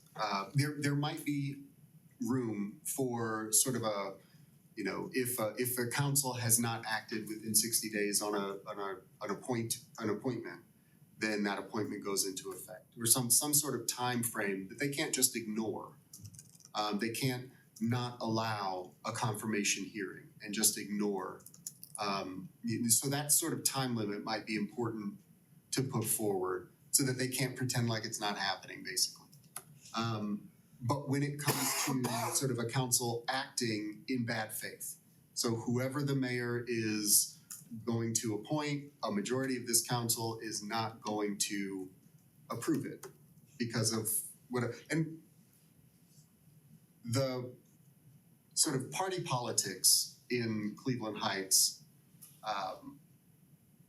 are extremely lopsided. So you don't get the same kind of partisan issues or you know, that you would see in Congress.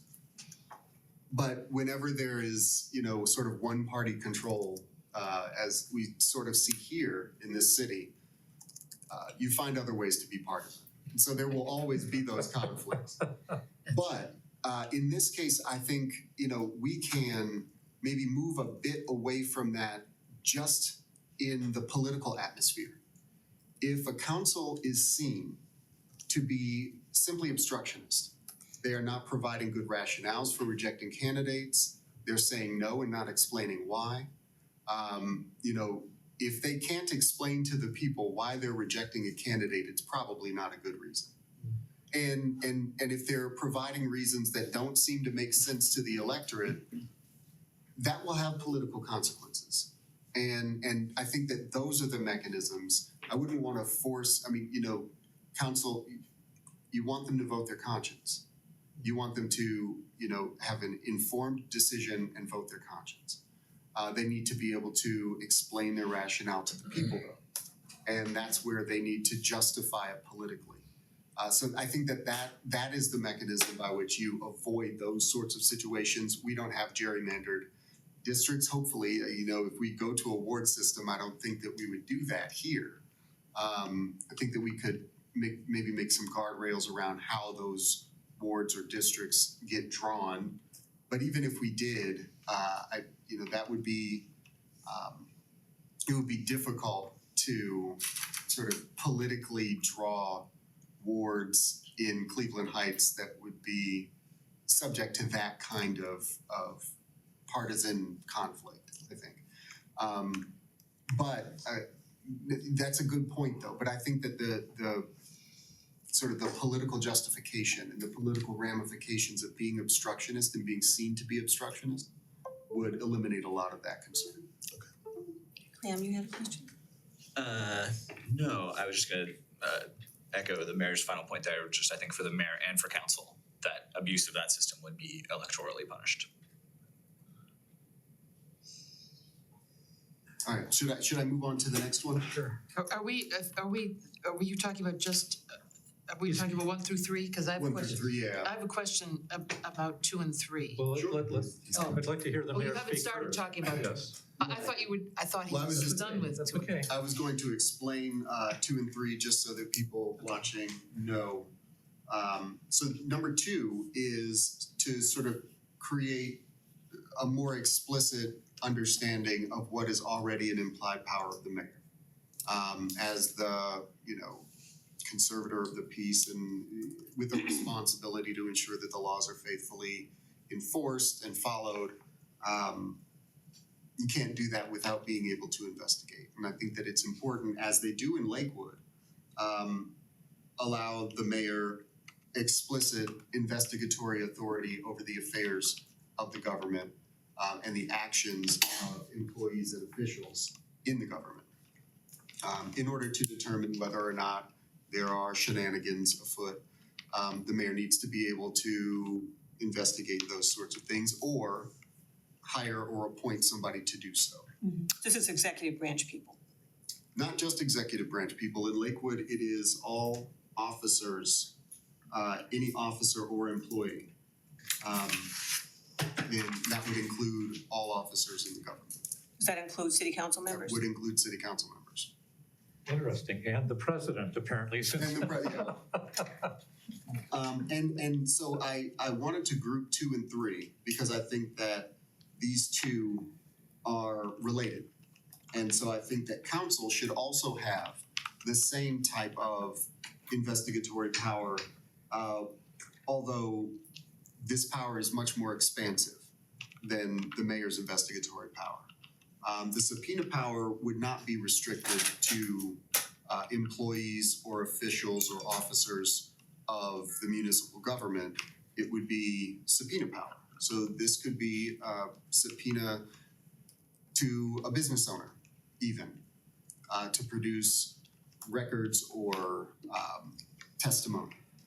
So I think that council should be given this kind of power as well. The other councils have this power. And making it explicit in our charter, I think would be potentially useful should the need to use such power come up, which I hope that it wouldn't.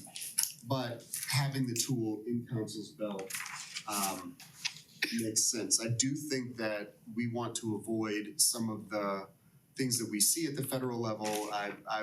You know, if you got a Jim Jordan as the head of a committee, you know, inappropriately subpoenaing people in order to harass them or to make a political point. You want to avoid that as much as possible, and to the degree that we can, I think that we should. Council is a much smaller body. Committees are generally 3 people, so 2/3 of a committee is 2 people, and I don't believe that 2 council members should be able to subpoena anybody. But I do think that a supermajority of the council allows for a guardrail on that power so that it's not used irresponsibly. But I think those 3 things, not to take away from the importance of the others. I think the others are also important, and if we're talking about sort of the marginal increase of importance, it's probably negligible in a certain respect for many of these others.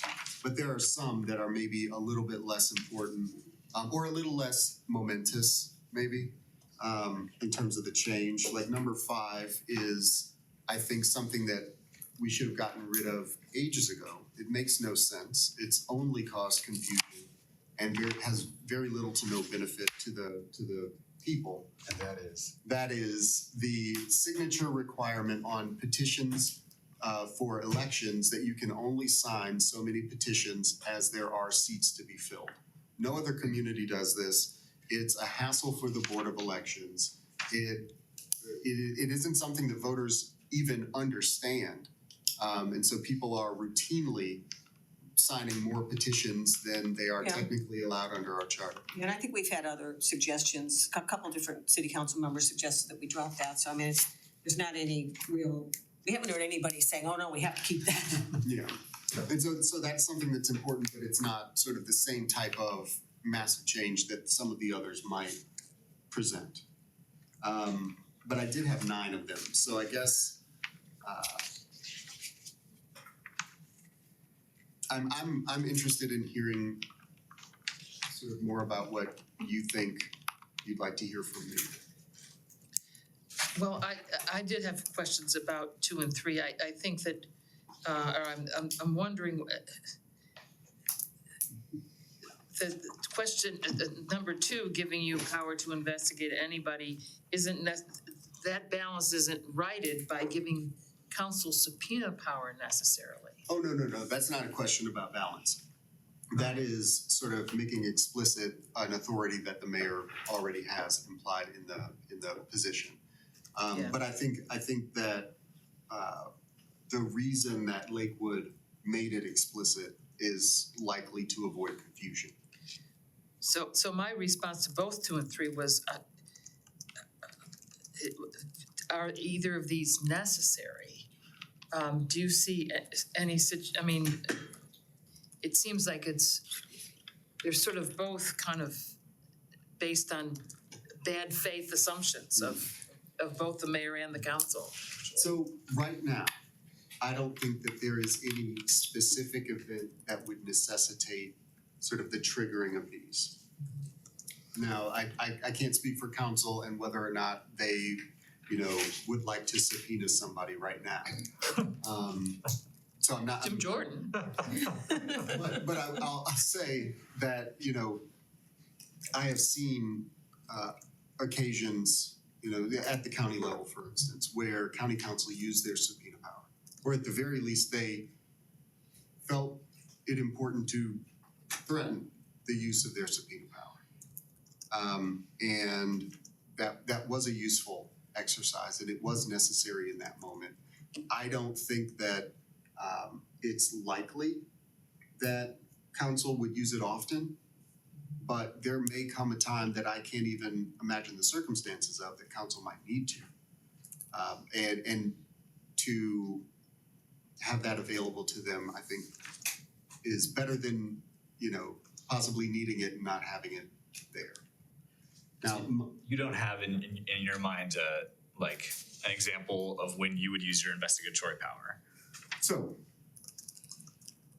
I think since we're all, for instance, I think it's probably, and I think the assumption that you made about who it would apply to, sort of employees, obviously any employee serving in their capacity as an employee of the city, in their official duties, if they are acting inappropriately, if they are maybe acting criminally. Clearly, Conflicts of interest. Yeah, I have the authority to investigate that. I have the authority to either administratively or turn it over to the people who investigate criminal things. And so those sorts of administrative investigations are relatively standard. They happen all the time and, because of HR processes and that sort of thing. The addition of officers and not just employees of the city, I think adds a bit of safety for the residents, because that would include people who are on boards and commissions. That would include people who are making decisions about the finances of the city. And in being able to investigate conflicts of interest, being able to investigate whether or not somebody is receiving a kickback, those sorts of things I think can be helpful to a community.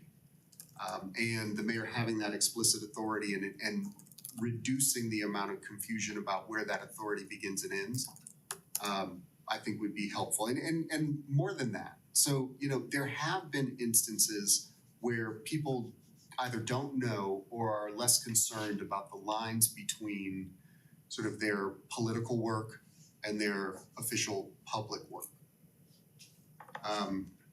And I don't tend to be let me start over. I'm a stickler in certain respects for trying to keep those two things very clearly separated. There have been occasions where I have witnessed with my own eyes, walking into an event that has been supported by public staff and witnessing campaign materials being handed to people walking in. That's not something that I think is appropriate. And I think it's something that we should avoid as much as we possibly can and inhibit as much as we possibly can. And this is, I think, a way to achieve, or at least, a tool that we can use to achieve that goal.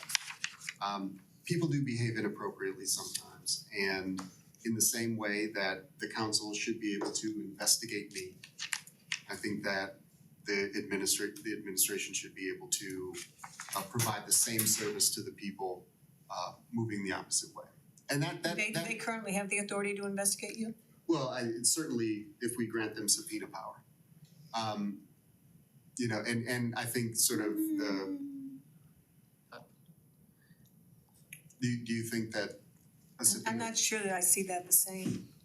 Well, if we think of the mayor as the chief law officer of the city, which I believe is part of the job description, these powers would make sense. It's a little scary to think that the mayor can start investigating a city councilor for whatever reasons. It seems liable to abuse, but nonetheless, if we think of the mayor as the chief law officer in the city, that would make sense.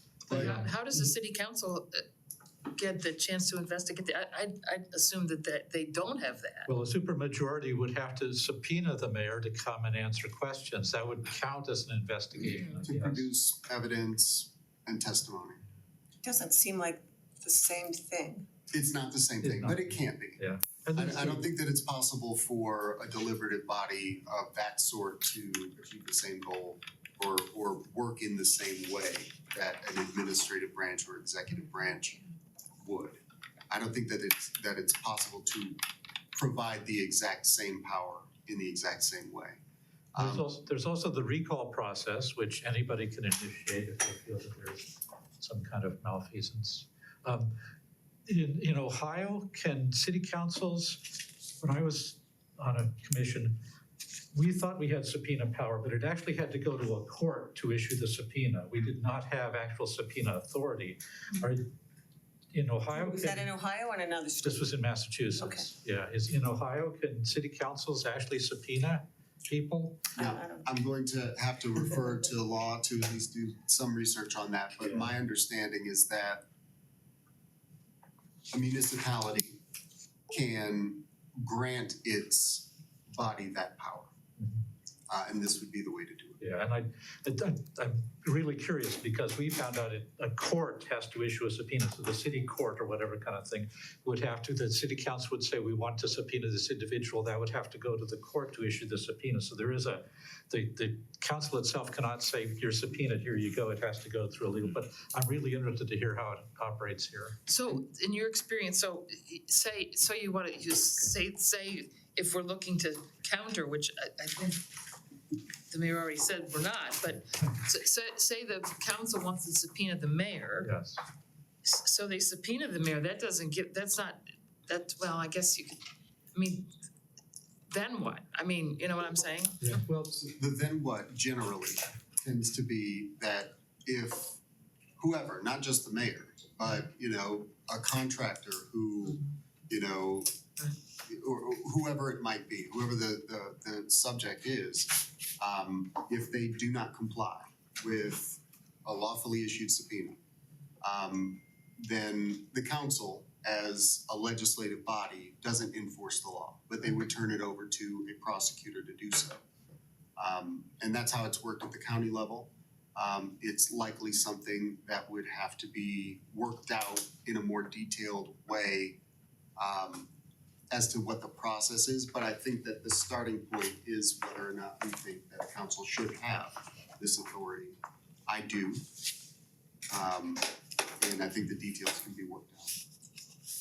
and generally, Harriet, if you get a subpoena, you're frightened enough, you're gonna show up, you're not gonna fight it kind of a thing. Well, we've had recent experience where people ignore subpoenas Yes, there's that too. We're and get away with it. from the top down, yes, yeah. More than one, more than two. Yeah, Speaking as a lawyer, a lot of people ignore subpoenas in our county, in our state, and wherever. It holds very little meaning because there's no resources to chase them down anyway, so they just blow it off. I think another piece, and this is, if a council felt so strongly, for instance, about a mayor and the mayor's behavior or something like that, that it would, by a supermajority, vote to subpoena that mayor to present evidence and testimony to the council, and the mayor did not show up, I think this city would be up in arms that mayor was hiding something, that mayor was engaged in. That would be sort of an admission of guilt to the community. So I think that there would be that additional political pressure in addition to whatever potential legal pressure they might be under. And I think that's an important piece to consider too. We are still the community that we are. And I don't think that a mayor could get away with just ignoring the council. So those things I think are large discussions and, probably number two less so. Is because I do think, and maybe this is something, I don't know if you've spoken with or intend to speak with Lakewood's mayor. I thought I heard that you might be scheduling some time. But it might be interesting to hear her take on that investigatory authority that she has in Lakewood. How it works, whether or not she has had to use it, I wouldn't imagine needing to for the most part. Except for in those routine ways that we tend to investigate allegations of misconduct or those sorts of things. one of the things we heard from Gene Gordon was moving to the mayor system was because they felt they could not get to the city manager, that there was not sufficient political pressure being able to be put on city council members to change the city manager. They were hoping to get with the mayor a more, accessible pressure point kind of a thing on that sort of stuff. So these two things sort of work toward that in the sense of the mayor is given more responsibility but more accountability. And I'm not sure if Gene felt that they did a successful job on that or not, kind of thing. So, but from what I heard, that was part of the intention, is to make that role in the city, whether it's city manager or mayor, more accountable directly to the voters. Well, I'll tell you, I definitely feel the accountability and the direct accountability. There are, and I know I am not, I'm not sure what sort of the story is necessarily about how I work, but I don't micromanage. And I do place a lot of faith and responsibility in the staff.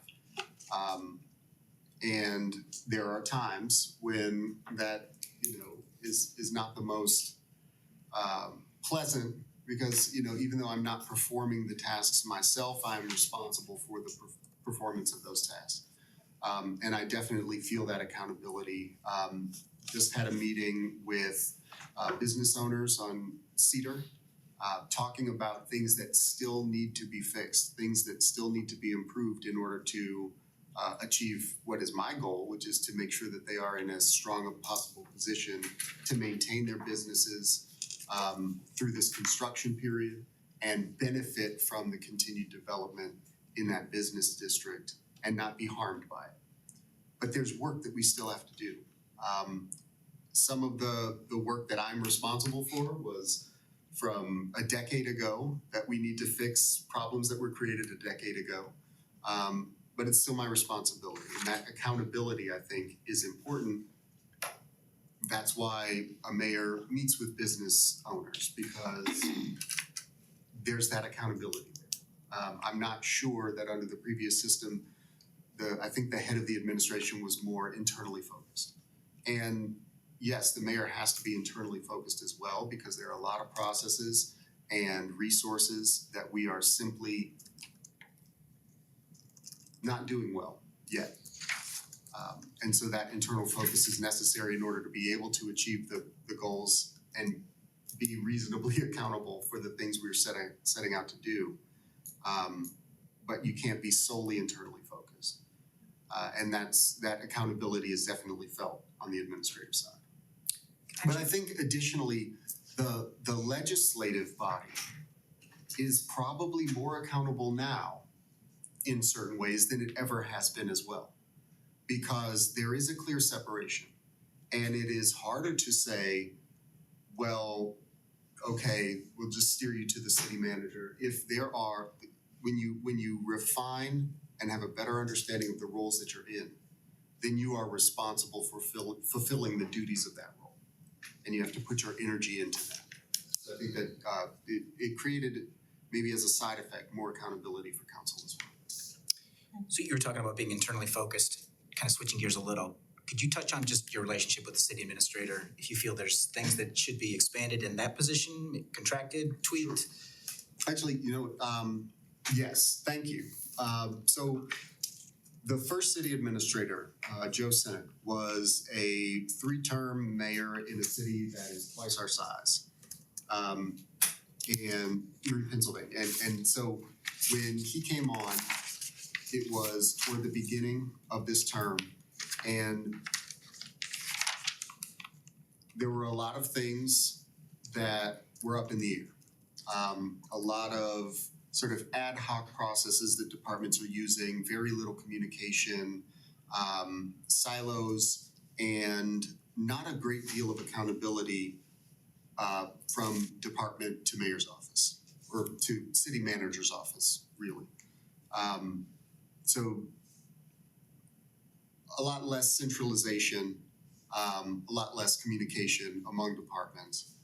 And one of the things that we did in that initial city administrator sort of role was try to address that initially. And so Joe Senate was very internally focused, very focused on building relationships with directors, figuring out where pain points were, where processes were breaking down, figuring out, things like how much overtime are we using on this, and why, those sorts of things.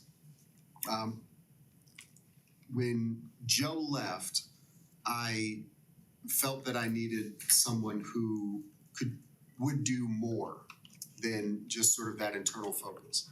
I wanted someone who could help me work with council a bit better. And when Danny Williams applied, I thought that he was a great pick, and selected him not just for that internal piece, but also to sort of be,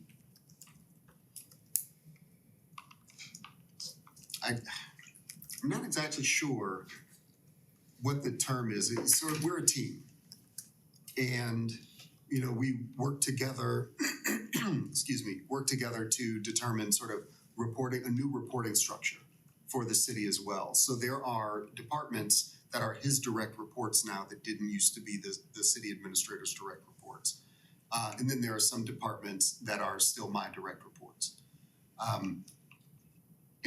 But we worked on that together and created that system together. So I rely, I rely a great deal on his experience for the management of the city. So actually, for instance, I think this was something that was discussed. There was a meeting where Vice President Russell asked if she could meet with the Director of Parks and Recreation. For the dog park thing. For the dog park, yeah. So Vice President Russell's legislation, in my view, needs some fleshing out. And I think it will be useful for her to have more conversation with the administration about that. Director Ledbetter is not my direct report. And so I do want to respect that Administrator Williams is the person that Director Ledbetter reports to. And I didn't want to sort of step between the administrator and the director on that. So I didn't want to commit Director Ledbetter to having any particular type of meeting about a particular topic without at least having a discussion with Ledbetter and Administrator Williams in particular about that and figure out how they wanted to handle it. Ultimately, I think Administrator Williams and Director Ledbetter are working to coordinate some sort of conversation about the dog park. But that's the sort of way that we work, is that we are finding ways to sort of share responsibilities so that he can take certain things off of my plate and I can focus on other things.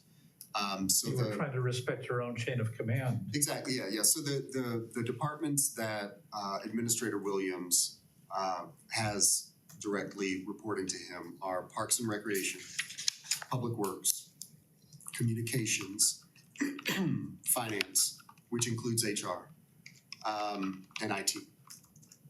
And then the departments that have a direct reporting relationship to me are Planning and Development, Law, and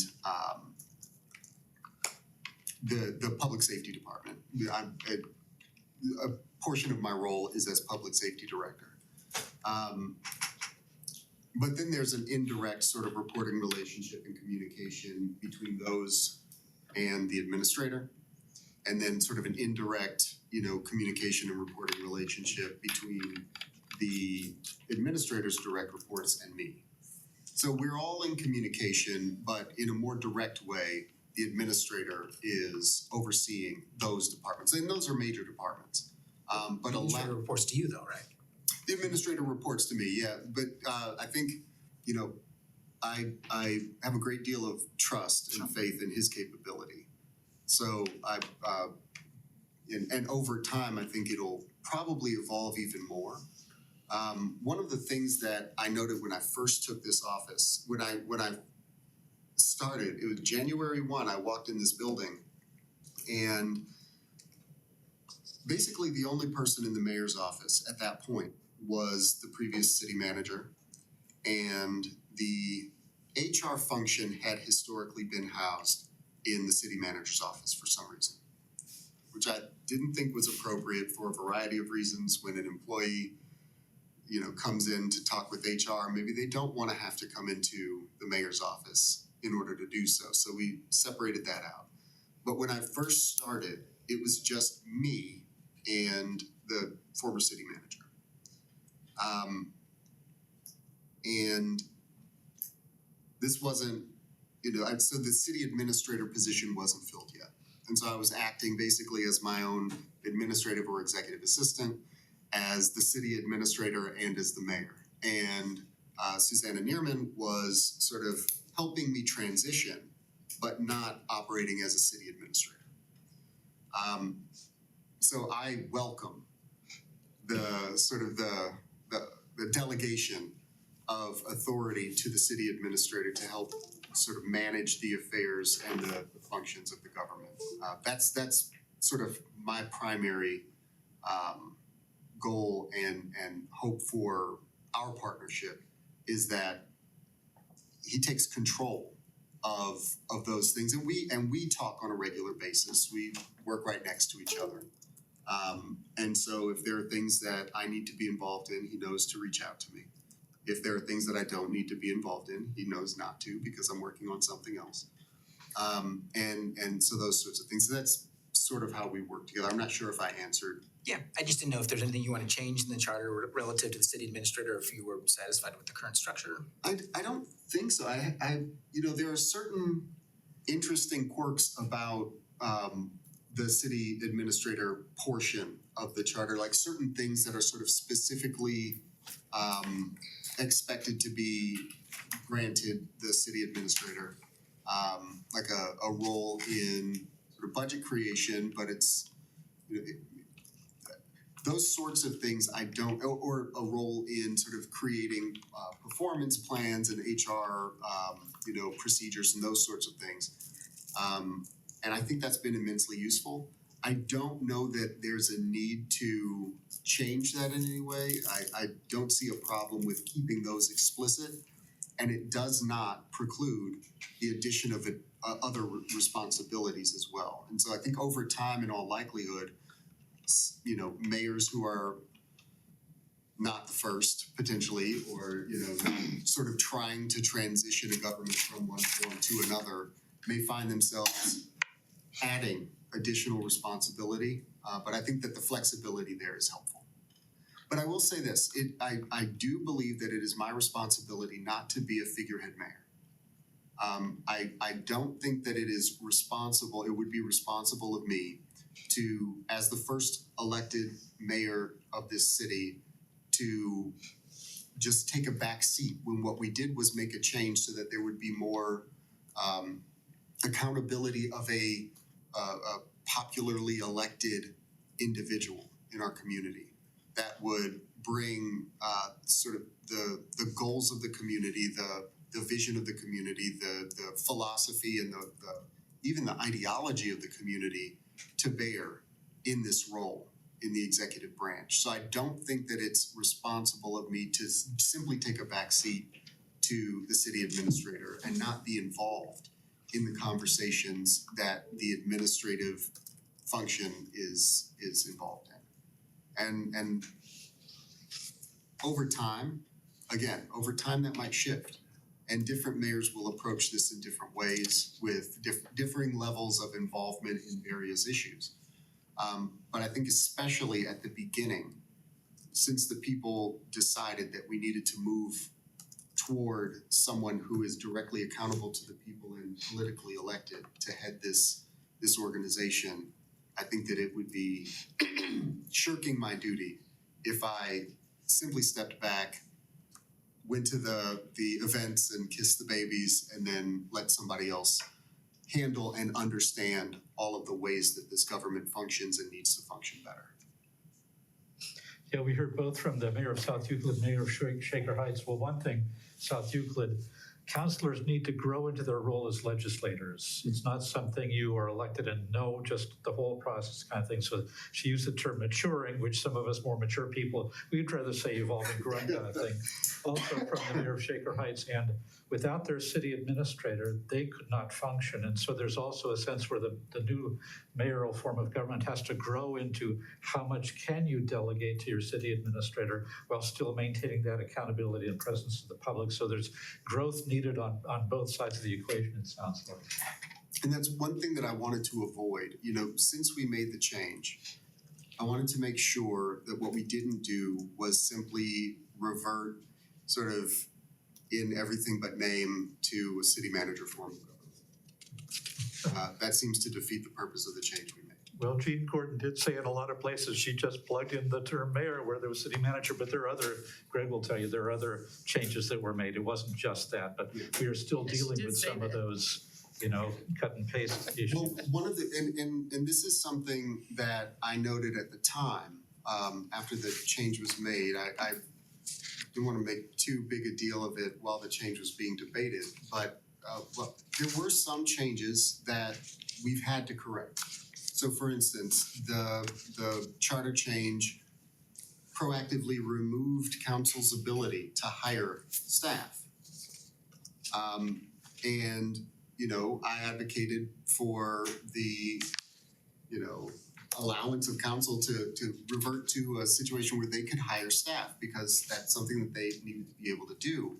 And we accomplished that as a community. We said, no, it doesn't make sense for a separate branch of government at this point not to be able to do that. Thus far, they've hired a clerk. They are certainly capable of hiring other staff should they deem that necessary, and hiring consultants to help them. But that was one of the changes that was made in this initial change that we had to go back and correct. I think an additional one that was made, and this is, I'm not exactly sure what the calculation was for this, and this is something that I've spoken about before as well. The Citizens for an Elected Mayor charter amendment also removed council's inclusion in the process of sort of this creating the structure of the government, creating and dissolving or combining departments. And that's something that you discussed. And I did have, I think that this might be an important one as well. Number 7 in my list of the charter, recommended charter amendments. I think that right now what we have is operationally difficult. And although it was a power that was granted to the mayor, and I happen to be in the mayor's position, I don't think that it makes a great deal of sense for the legislative body not to be involved in creating and evolving the structure of the government within which we all operate. So right now, it was changed from the council having this authority to the mayor having this unilateral authority to combine, create, dissolve departments. I think this is an opportunity for us to do something that would maybe improve on what was there before, and certainly would improve on what's there now. Because right now there's no mechanism. In order to create a department, what does a mayor do? Just decide? This is sort of like, Trump deciding that something's, unclassified or something. What does a mayor do? How does a mayor document this? When it necessitates the inclusion of the legislative body, there is a way to do it. There is a legislative process. There is an ordinance that needs to be passed that would be codified, that would explain and help the public understand the structure of the government. Now, I think that what I've proposed is an improvement on what was there before the charter change, which gave council the authority to create and dissolve departments. I think in this case, the council doesn't have the same operational understanding of the government. And I think there is a danger in, you know, that sort of maybe non-big P political party partisanship, but in the small town partisanship that we experience here, there is a danger in that sort of political animosity or interest to influence the kind of decisions that could have disastrous impact on the structure and thereby the function of the administrative branch. So I think that providing a necessary role for the mayor in the creation, dissolution, combination of departments allows for a bit of protection from that kind of political influence on these sorts of decisions. Because the mayor will have to deal with whatever changes are made. The mayor will have to work within whatever changes are made. And so I think that it's important for the mayor to be able to initiate those changes, but have those changes be subject to council's confirmation as well. And the reason I think that this is the case is because sometimes councils don't know what the impacts are going to be of the changes that they're making. Because they can't know, because they're not in the roles, because they don't have that on the ground lived experience of doing the work. Well, I think that's a good point, and I think your suggestion is a balanced approach that could be very helpful to the city. Well, thank you. I don't know if this has been done anywhere else or if there's a framework or an example that shows that it works. But I just conceptually, it makes sense to me that there should be at least some involvement by the mayor to help determine that. But I want guardrails on the other side as well. I don't want the mayor to unilaterally decide this, as is the case right now. I appreciate it. The mayor of Shaker Heights said they have like 2-year retreats, like, you know, agenda setting for a 2-year kind of thing, which something like this would be part of, whereas saying on the horizon, I see the need for possibly consolidating departments or creating a new department. I want to involve people in that sort of a thing. So the mayor or the city council wouldn't suddenly burst into a meeting and say, hey, I've created a new department. Now, one of the things that I did upon taking this office, and similar to what they've done in Cleveland, I believe what they might be considering in South Euclid, I'm not sure, sort of creating an integrated planning and development department. We're still working through some of that. And some of this work can be done just administratively, changing reporting structures and figuring out how departments work best together. You don't necessarily even need an official declaration that some department exists. You just, this is how you're working together now. You know, but having those sorts of things a bit more spelled out can be useful so that people understand what we are. So they can understand how we work a little bit better. Now I didn't, so it's 1:13. 11:13. Sorry, 11:13, thank you. And I wanted to express my gratitude again for the commission allowing me 2 hours.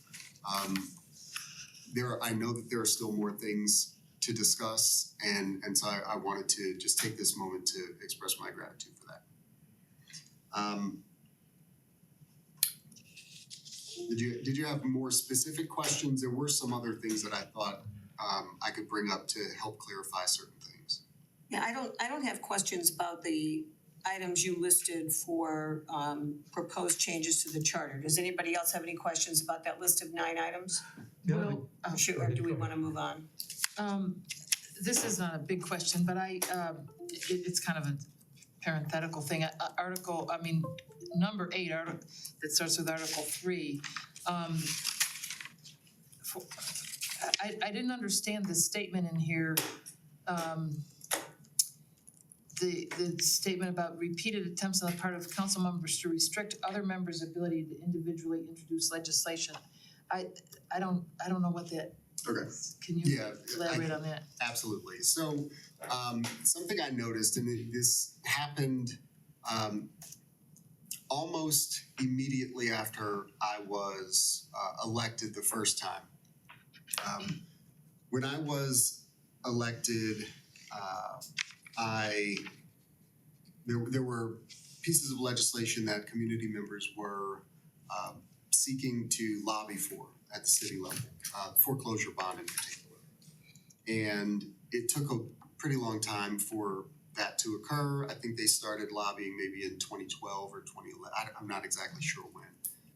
And I joined council in 2015. And at that point, it didn't appear that there was a clear understanding on council that council members could introduce legislation. Because the habit had been that the administration, city manager, would create the legislation. And when it got to the point of being on an agenda, often you'll see, if you go back and look at some of the historical legislation, there's no name attached to the legislation. Now, technically, the only members of the government who had the authority to introduce legislation were the council members. But as you would see, the people reading it into the record were only reading it into the record because the topic area was specific to their council committee that they chaired. It wasn't necessarily legislation that they had any hand in drafting, but they were reading it into the record as a part of their council committee because of the requirement that something be reported on by a committee. So it was sort of this workaround. When we switched into the new form of, and I'll point this out, I started drafting some legislation. At the time, it was not something that was normal for council members to do. To the point that I think the council president at the time, and he could correct me if I'm wrong, but I feel like I remember him asking, like, can he do that? And so that's something that I think has been a longstanding question or concern or issue in Cleveland Heights, but it got worse. And when I say it got worse, what I mean is this. During the election, during the campaign for mayor, there was an attempt to draft temporary standing rules for council that basically would require that a council member receive the agreement of some number of other council members before even being able to introduce legislation to have something officially before council. It was likely targeted at me, in order to sort of reduce my ability to do that kind of thing. That initial attempt didn't really go anywhere. Then a subsequent attempt that was sort of based on those same rules came up again, and they were successful at passing those rules, which required that a council member basically get a second in order to introduce legislation, as opposed to just being able to put something on an agenda for council's consideration. Now, my response to that was, okay, well, if any council members have any legislation that they want to introduce, I'm your immediate second. I'll be your standing second.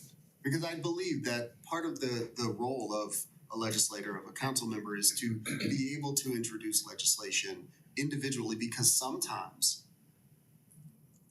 issues that are not popular on the dais may be something that the community really wants to see, or might be something that people are just so unfamiliar with that they're scared of it, or they don't know enough about it and they don't even want to discuss it. Maybe they don't want to betray their ignorance on the topic. Whatever the reason is, sometimes it's just one person that calls for something. And until they get to call for it, you don't get to have a conversation. The introduction of a piece of legislation officially puts it before council, makes it impossible for council to ignore. Otherwise, I've seen multiple times, council can simply ignore an issue, let it go, Sewers. move past it. And so I think that it's important because right now, and I've sort of stayed out of, with the exception of just providing council leadership with a set of rules that I drafted back when I was on council, that were based on Councilmember Dale Miller's rules at the county level, which is really a set of guidelines for and procedures for how council operates. But right now, I think there's been a discussion on council with some rules that seem to me to be primarily focused on sort of a punitive way of addressing council members' behavior, and a legislative process that, when sketched out, seemed incredibly complex and sort of disallowed individual council members from introducing legislation. So I think from my perspective, I think it's a core function and a core responsibility that when a council member sees something that they think needs policy change, that they be empowered to start that discussion. And I don't think that that discussion is effectively begun without introducing something so that it is officially before the council for their deliberation. So I think putting that in the charter and making it explicit that you might be able to put in, you can't get it on the agenda the day before necessarily because the agenda's already gone out. Like certain operational restrictions on how these things happen is fine. But to completely remove a council member's ability to introduce legislation when the mayor, I have a proactive, authority to introduce legislation in the charter. I think individual council members should also share that authority. One thing that was interesting to me that kind of came up from the conversations both with Mayor Wheelo and with Mayor Weiss, and again, recognizing there's lots of different ways that cities can choose to tackle these ways of governing, because it's really a pretty broad, kind of system of procedures that ends up with hopefully things happening for the best. But in both those examples, they seem to have a practice of consistent staff interaction with council people on council committees and what Mayor Weiss described as working meetings, which I think are similar to our committee of the whole meetings.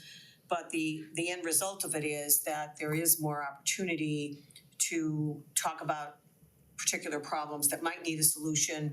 Council has an opportunity to provide ideas, staff has an opportunity to work with them, and tying it to this, retreat idea that comes up with essentially a 2-year plan gives people an opportunity to have the input, gives the administration the opportunity to help to craft a solution that is going to work in the long run and come up with something that can be developed probably in the long run more quickly and try to address issues. But it does seem to rely on that kind of consistent interaction and those opportunities that I think maybe, each of us has seen in working on various and sundry committees or boards, that when you have some opportunities for interaction, there are sort of serendipitous ways to collaborate that seem to develop. And it seems like an efficient use of resources. I think that sometimes it feels to me like if you have somebody who's working to advance an idea, and take the dog park idea as one example, but there probably are others, that if there is consensus that is something that would be a good idea, that there's a lot to be said for making it an efficient process so that it happens sooner rather than later. And I don't think that's really going to happen without that kind of consistent interaction. So I think I agree with you. The concern that I think I've had, and this goes back to sort of the comparison between the amount of time that Mayor Wheelo has been mayor and how long the city of South Euclid has had an elected mayor that's in control of their administrative branch. And importantly, I know mentioning Jerry Chaikin as the city administrator in Shaker Heights, she has been city administrator for 20 years I more. think it's 30. 30 years. incredibly accomplished person, and has been city administrator through multiple mayors. And there is a culture that's developed. There is a level of trust that's developed over time. This is something that I think I may have spoken to a little bit in what I wrote, that those sorts of things need to develop. Trust is earned. Familiarity is developed over time. It's not something that you force. And if you do try to force it, you may often find yourself achieving the exact opposite goal. And so I think in that way, we are still developing. And I do also want to point out that when you create systems of force or coercion in order to create those relationships, you may find yourself, I'm trying to, the example that keeps coming up in my mind is you wouldn't ever find Secretary Mayorkas being forced to work with Marjorie Taylor Greene on some policy that Marjorie Taylor Greene wants that the president doesn't want. So that doesn't, that's not something that you would ever expect to see, and there's a reason for that. Because Marjorie Taylor Greene and President Biden, Rep. Greene and President Biden, are often at cross purposes and don't agree on policy choices. And Mayor, so I guess what comes to my mind though in that very context is we just have seen members of the Senate who come from different parties and who have very different perspectives on the immigration issue, as the example that you provided, who worked very hard together and came up with a solution. yes, So I don't know that it's unheard of no. for people to work together as a way to build that trust. But I think I don't think anybody is suggesting that somehow there has to be some forced congeniality. That's yes. But lack of contact certainly doesn't start building collaboration and Well, trust. let's talk about that, because I think that there is also a misconception about the amount of actual contact that our council members have with my staff.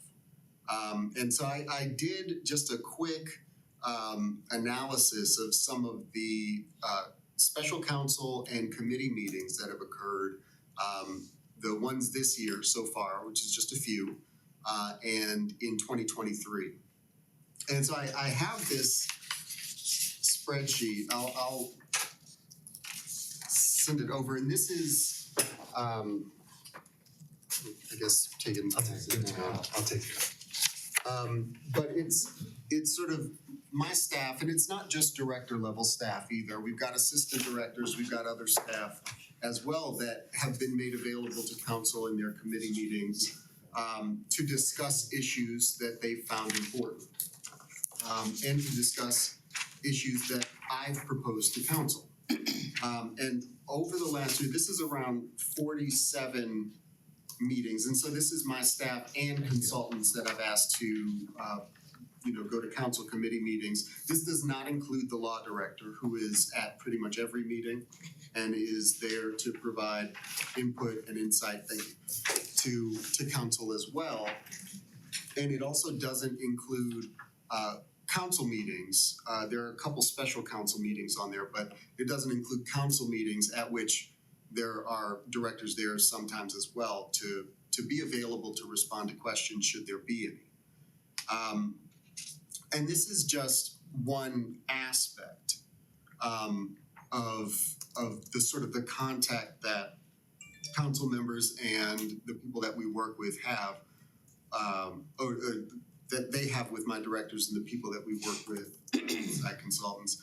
But there are also innumerable emails that span the gamut of questions and answers related to issues. And I'll give you one example. There was I believe it was a municipal services meeting chaired by Councilor Larson.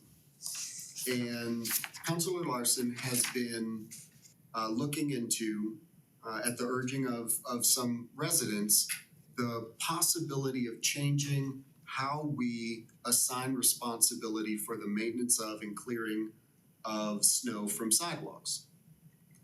The way that we have historically done it and the way that most cities in our area do it is that the frontage of your property gives you the responsibility to clear the snow from the sidewalk if it exceeds 2 inches. If your sidewalk is broken, the sidewalk in front of your house is broken, it is your responsibility to fix it. If there's tall grass on your tree lawn, it's your responsibility to mow it, those sorts of things. That's how we've done it historically. That's how many other cities in our area do it, and she's looking into the possibility of changing that. There are a wide variety of reasons why that's a complicated issue. And she wanted input from the administration on it. And the answer to that was, of course, yes. And Director Clinkscale has attended her meetings to discuss it, has had conversations with her via email as well, making the position of the administration, which is informed by the experience of Public Works. I don't have a position independent of that on this particular issue, except that it makes sense what the Director of Public Works and the Director of Finance are saying about what it would mean to make this change. The change meaning that the city would clear the sidewalks? Is that the change? Meaning that the city would be responsible for the Yeah. maintenance of sidewalks generally. Now we've got like 226 miles of sidewalk in Cleveland Heights. We are currently working to improve how we plow the streets. We want to certainly not bite off more than we can chew, right? And so I think the director was made available on multiple occasions to discuss this with the counselor and her committee, and made it clear that there are certain things that we think are necessary in order for this to be a good policy change, a policy change that we can actually accomplish. And it would require additional resources because right now we don't have those resources because historically this has not been a city responsibility. This would be something new that we'd be taking on. In order to do it, we can't do it piecemeal. We've got to figure out how to do it in a way that actually allows us to achieve the goal that council would be setting for us. We don't want to advocate for a change that all it would result in is administrative failure because we don't have the resources to accomplish it. So the council member made that, the council member was worked with by the director, made it clear that we had certain, restrictions on what we can do right now. And gave her some insight into what we think is possible. I don't think that answer was satisfactory. I mean, it was satisfactory in that the council member realized that the director was, providing honest information and that kind of thing, but it doesn't achieve the policy goal of the council member to make a change, an easier change that might address the direct complaints that she's getting from people that she's communicating with in the community. And so there are other options that she wanted to explore, and the director explored those options with her, but the exploration consisted of, yes, I understand that you want to do this kind of pilot project or something like that, but my position hasn't changed on this particular policy change. And in order to do it, we would need, in all likelihood, for council to impose an additional assessment on the frontage of properties so that we could develop the sufficient resources to actually take on that responsibility. Now, I don't know that council has the appetite for that kind of change, creating a new assessment. Asking the people of Cleveland Heights, the businesses of Cleveland Heights to pay a little bit more altogether so that the city can take on this responsibility. And That never got to council though, did it? Well, it has not gotten to council because council members have not chosen to take it up. This is a policy priority of at least one of our council members, and she may at some point take it up and investigate how to create an assessment if she wants to work, within, what we've said is the most efficacious way to do it. But that's her policy priority. If she wants to make that change, she will have to work toward that change. We've provided the input of the administration. There's been contact between the administration at the director level and the council member and her committee on this topic, and we've provided a great deal of information about that. And so I do want to push back a little bit on this idea that there is no communication here. It's simply not true. Now, there are certain things that, and I like I said, I touched on this in what I wrote a little bit. There is a difference between asking for information from a director, even asking for insight into what the administration's position is on something. As I said, I don't come to my positions in a vacuum. I speak with my directors, I speak with the administrator, and when we're talking about policy changes that impact the operation of the government, we work as a team in the administration. And one department's perspective may not be influenced by another department's perspective, but my perspective is influenced by both.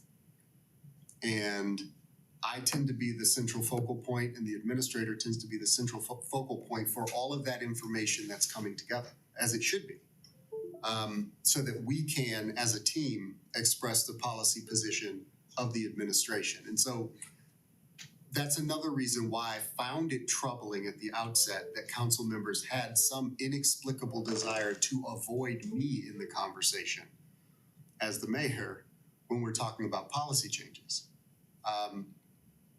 I can understand, from sort of a personal or a political perspective, not wanting to talk to me about something.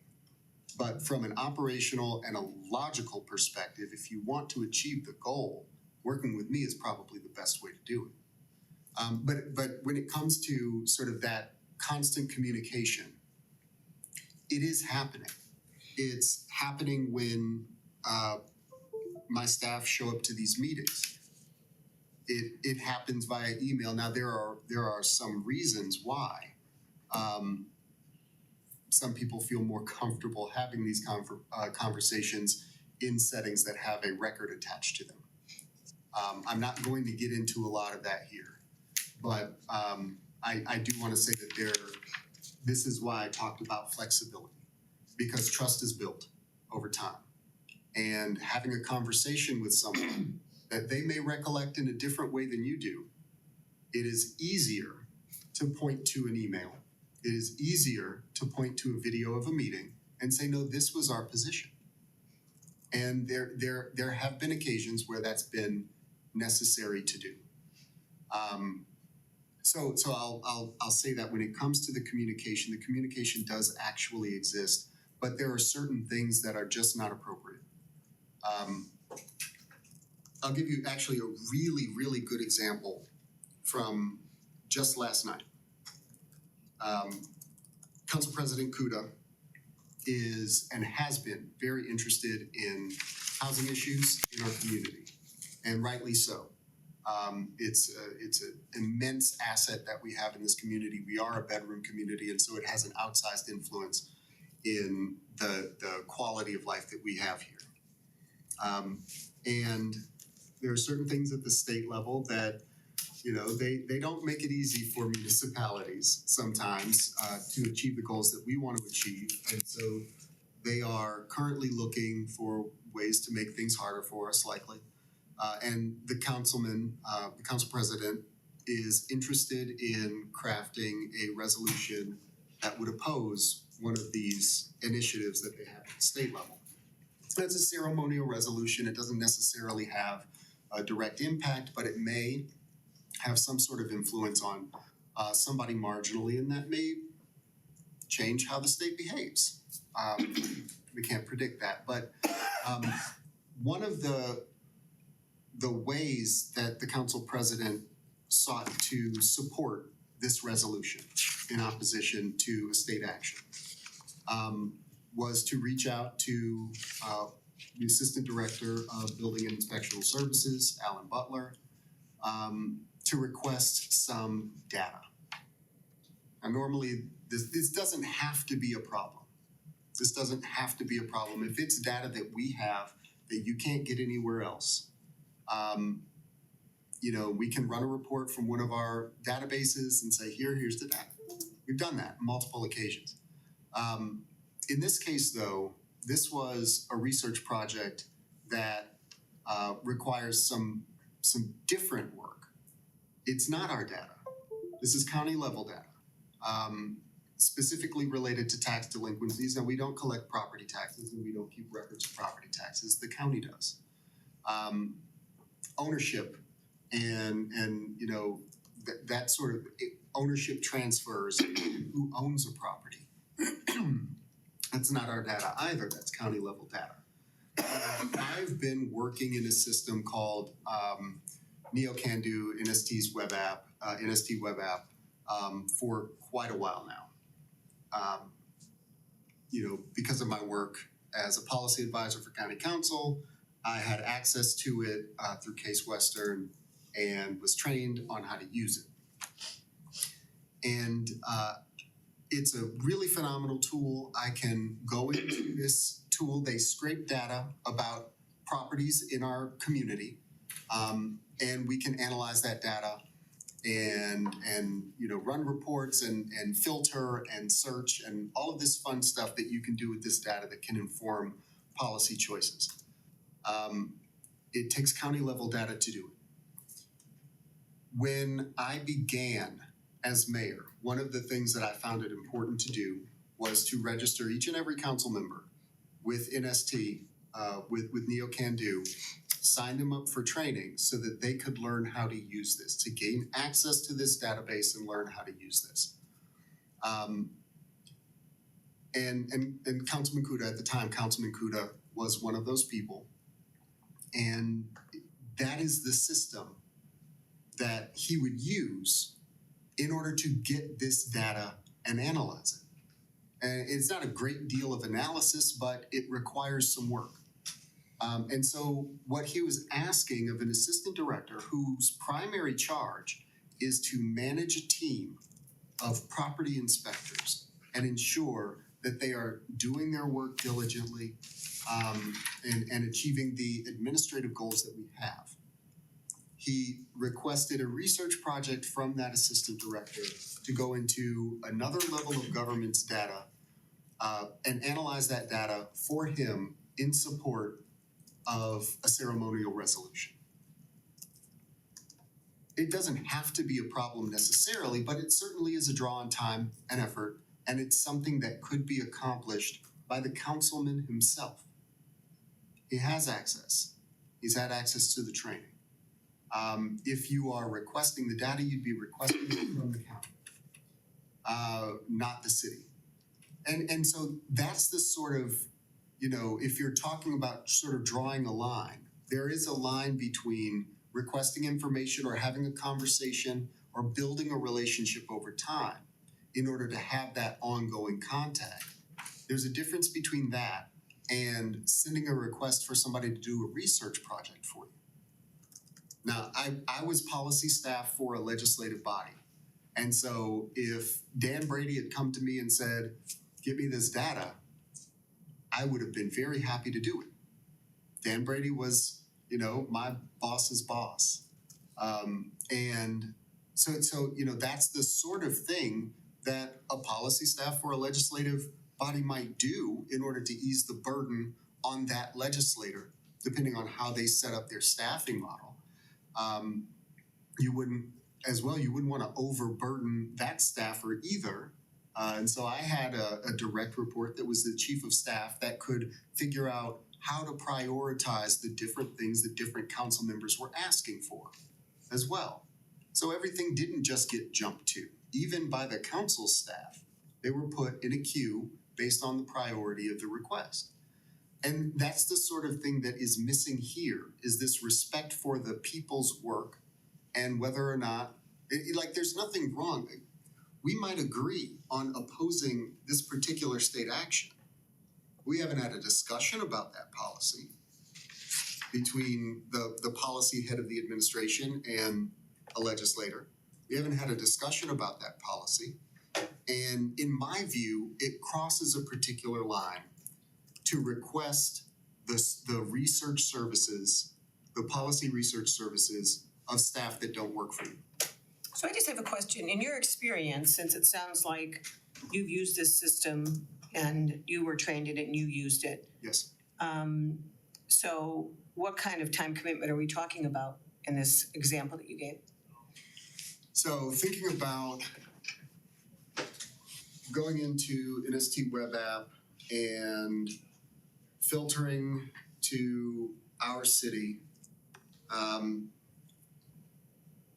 taking a look for the data that he's looking for, tax delinquency. Let's see, I might have to pull up. Well, I'm just gonna rough Number of estimate. properties currently Are delinquent. we talking 5 hours, 50 hours? What's, No, likely not even that long. Which is why it was curious to me that he needed the assistance. I mean, it's, Excuse me. so just a couple hours? I'm not even sure it would take that long. So why is it a big deal? So this is the question that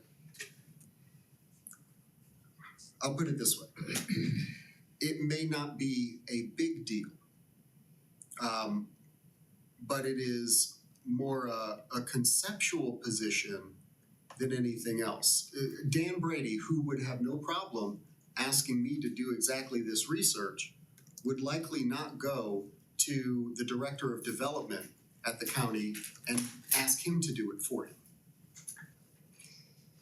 Okay, I take your point, and I know. And I'll put it this way, this example is more illustrative when you take it in context that we've got 7 council members. We don't have an eight mayor system here. But I think that there's this urge almost to move toward that 8 mayor system where any number of these council members can decide that Alan Butler needs to do some research for them.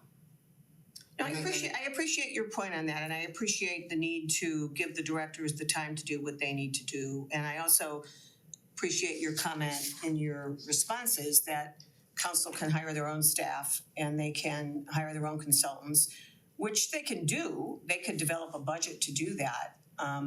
I think it's a bigger question that really isn't a charter issue around the extent to which the voters want a shadow staff to support council. Well, That's not really what's in front of us and today. that's for council to determine and then the voters to determine whether or not council made a good choice. But I'll say in this case, you would never expect and we would never anticipate that council members would be sending emails to the clerk of courts asking them to do research for them, or the bailiffs in the court staff to do the research for them.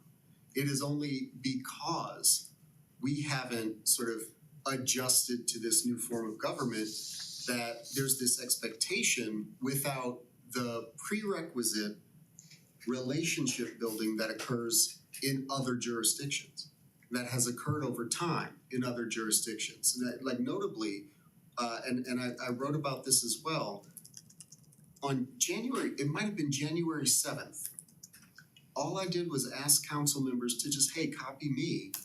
I haven't even had a chance to meet with all of my departments yet. Copy me so I know what you're asking them and I know what they're telling you. Because I need to know this stuff too. If you're asking a question that I don't know the answer to, I want to hear the answer as well, so that I can be informed too, so that I can do my job better. And that sort of that request wasn't exactly respected, and sort of there was a spiral of issues that resulted from that. But this is the sort of thing that only once we actually respect the chain of command and the separation of powers can we really start building those relationships in an honest and respectful way. Mayor Sharon, since we're on the topic and we're running short on time, I need to ask this, and I apologize for asking a question based on hearsay, but my experience is if I would rather have a chance to hear what's being said behind my back and address it publicly than not. We have heard here that when you entered as mayor, you required city staff to sign a pledge that they would not speak to city councilors. Is there any basis in fact on that? I'm really, really happy that so this is an old one. At the time, I heard this rumor being mongered, around the city, and I thought that it was addressed at the time. So in 2021, before I was mayor, the Human Resources Director and the Law Director began updating the employee handbook. The employee handbook had a provision that stated something like the line of communication between the council and the administration is through the city manager. And so one of the things that they did in updating the employee handbook was changing references to the city manager to mayor. Now, I think maybe it was March of 2022, they sent out this updated employee handbook. Now, notably, I had not been consulted, I had not reviewed, and I had not approved this update to the employee handbook, primarily because it was mostly just a sort of a rote, update that didn't actually change anything substantive. It just changed references. And so they sent this out in March of 2022. And who's the they in this case? The HR director and the law director. And when you send out an updated employee handbook, one of the things that you do in an organization is say, please acknowledge that you've received this. Absolutely. Require that you received it, yes. So apparently, changing from a reference to a city manager being the line of communication between council and administrative staff to mayor struck a chord, I guess, or struck a nerve maybe, and resulted in this rumor that I had created some NDA for employees to sign, which is absolutely untrue. And I did happen to, I forgot about that, I did happen to see the portion of that meeting, and I found it regrettable that rumor was being offered as something to even consider in this context. So basically, a revised issue of a handbook for employees was sent around. Employees were said, yes, I received this. Yeah. And that is the basis of this. They were asked by you personally to sign I will not speak to city councilors agreement. Yep, that's correct. And again, I apologize for the hearsay, but same thing. Did you ever order city employees not to speak ever to certain city councilors? I did not. No, and actually, you know what, there have been times when inappropriately, in my view, employees have responded to council members saying, I can't talk to you. And I've told directors that is absolutely not okay. Like if a city council member comes up to a city employee and says, hey, how's it going? You don't respond that way. That is not appropriate. It's simply not appropriate. And I've made myself clear. What I do think, and this is not unusual for organizations, both public and private, is that, for instance, who gets to express the position of the government to the press or to the public? Well, it's not something that just anybody in the organization is empowered to do. And now, I'm not always the spokesperson. I'm not always drafting the message. It's not always my message. I don't tell the chief what to say when he's speaking to the press. The chief of police or that. But we have a system. We have a communications department. So we route things through a communications department to put press releases out and those sorts of things. And there is a use in centralizing the communication of the organization. We have 500 employees. We can't have 500 voices for the organization. That's not how that works. Now, I'll tell you this. Employees talk to people. Employees have relationships with people, council members and non-council members alike. That happens. It's not something that you're ever going to be able to, again, former President Trump, really interested in leaks. I'm less interested in that. It's not something you're ever gonna be able to do anything about. We've got employees that are constantly on, Nextdoor saying terrible things about me. That's fine. I'm not terribly concerned about that. I'm not trying to gag anybody, but what I do want is for the organization to have a consistent message and a message that's factual, because often the other issue that we run into is that disparate pieces of the organization only have a piece of the story. So Public Works may know a lot about this particular issue with this road, but they don't know how it's impacting over here on the economic development side. But I'm talking to both. City administrators talking to both. We're working together. And so the communication from the organization and representing yourself as representing the organization is different than a conversation with a council member.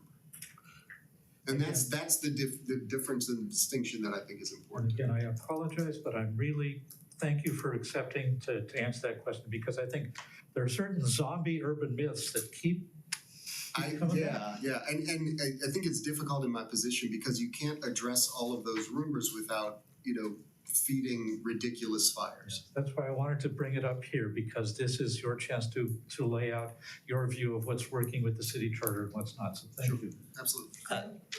There's a third mode of communication that kind of corresponds to the role of council people that we haven't discussed here, which is advocacy for residents. So I guess we've kind of covered the policy research with the housing and the implementation issues with the dog park. But how do you see the role of, like, if a council person gets a call from a resident regarding a specific issue that they're having with a department in the city, or a question that they have about something that's going on, how should that council person be going about communicating with that department and then getting back to the resident? So that's for a couple different reasons, that's a tough one. And the reason why it's a tough one, there's the sort of what's on paper. We know what's on paper. Ombudsman is not on paper in the sort of the council member role, right? But we all know culturally, that's how we view them. That's how we view them. And I think, Central City sort of has an impact on the regional expectations of council members as well. They sometimes are directly empowered to do something about the residents in their wards complaint. Notoriously, we had a council member plowing people's driveways or something, those sorts of things. And so we expect council members to advocate when a resident is running into roadblocks. There are two issues that operationally I think need to be considered, not necessarily when it comes to changing the charter, but just as part of the context. One of those things is that you run the risk of people who have good relationships with a council member getting priority over other people who don't. This was one of the fights that I can't go into detail about on this council years ago, when there was a set of council members that were very upset that one council member had relationships with directors, and people who contacted that council member maybe jumped to the front of the line on things. Instead of sort of being positioned in order of urgency or importance of a particular issue. Bypassing the city manager who was trying to coordinate certain things, maybe inappropriately. And there was some consternation that led to some division on council about that. I try to avoid that as much as I possibly can. And what I tell every single council member is, and what I've told the public, I think that when a council member gets called about a legitimate issue, that is the result of a failure on my end, right? Somebody's garbage didn't get picked up, and then they called the service department and didn't get a response that was helpful. That's a failure on my end. So I'd like to avoid as much as possible council members getting calls in the first place. That's my goal. My goal is to reduce that number. I don't want to create people's habit that that's the first place they go, though. And that's how they, get through because sometimes they didn't get a satisfactory response because their complaint wasn't necessarily legitimate, or yes, we are going to get to that, but we've got these 6 things we have to do first. We've got 3 people working on this, but they have to do these 6 things first, and we will get to you, we just can't right now. And then somebody calls a council member, and historically, when the council member starts complaining, the director may feel that the city manager will get, the city manager gets rained on, everybody gets wet kind of situation. And so, okay, well, if a council member is complaining, I better, because of that relationship, I need to move this up ahead of things that should be scheduled on their face, by the merits, should be scheduled first. So that's an issue that we need to be concerned about, and that's why what I've tried to do in the creation of the Mayor's Action Center, and in sort of creating several outward-facing positions in departments as well. So in planning and development, we've created a planning clerk position that is a more outward-facing. Somebody walks in the door, that's the person they talk to, as opposed to the zoning administrator or the assistant director of community development, because they're doing other things. And this person can be specifically there to advocate for residents and help them navigate things. We have a similar position in public works now. And so these are ways that I can hope we avoid some of that. That doesn't remove the necessity and the cultural understanding of the council role as advocate for residents in working with the administration. But I'd like to be that advocate too. And I know that, when I say something, like for instance, if I say something to Public Works and I think that we should, do X, I'll get pushback too. Like, no, these are the priorities and this is why. But I think in this case, in this new form of government, I think that we should see a reduced need. We should see a reduced need for advocacy in that way on the part of council members. I also recognize the political motivation for being that gateway on the part of council members. For many council members, that's the reason why they got into it in the first place. That's what they excel at, and people really like it. When you can make the call, and then, it might be that if that person had actually called the department, that it would have been done just as quickly. But they called the council member because they're used to calling the council member, because the council member came to them and said, call me, here's my number. And that can be helpful because they might not know who to call. What I've asked council members to do is also advocate for the Mayor's Action Center, advocate for reaching out directly to the administration, because many people simply don't. And that might be because of a history of having the exact problems that we're trying to fix. Calling people, not getting a response, not getting a call back, calling people and it's just ringing, calling people and the phone number on the website is wrong. People not knowing what department to transfer you to. And some of that is historical sort of path issues. We've moved our public properties from Public Works into Parks and Rec. And, people don't know that this particular thing is not handled by Public Works anymore. It's handled by Parks and Rec for some reason. Those sorts of things can cause confusion in the populace, and having a way in, having a council member to call can be extremely useful for residents navigating an administration. So I get it. I don't necessarily want to take away from it.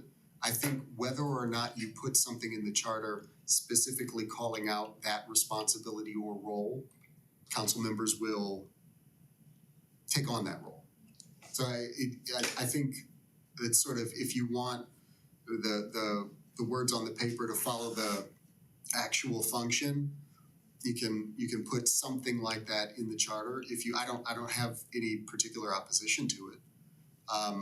I do, though, it is one of my goals to reduce the need and reduce the reliance on legislative advocacy for things the administration should be doing better.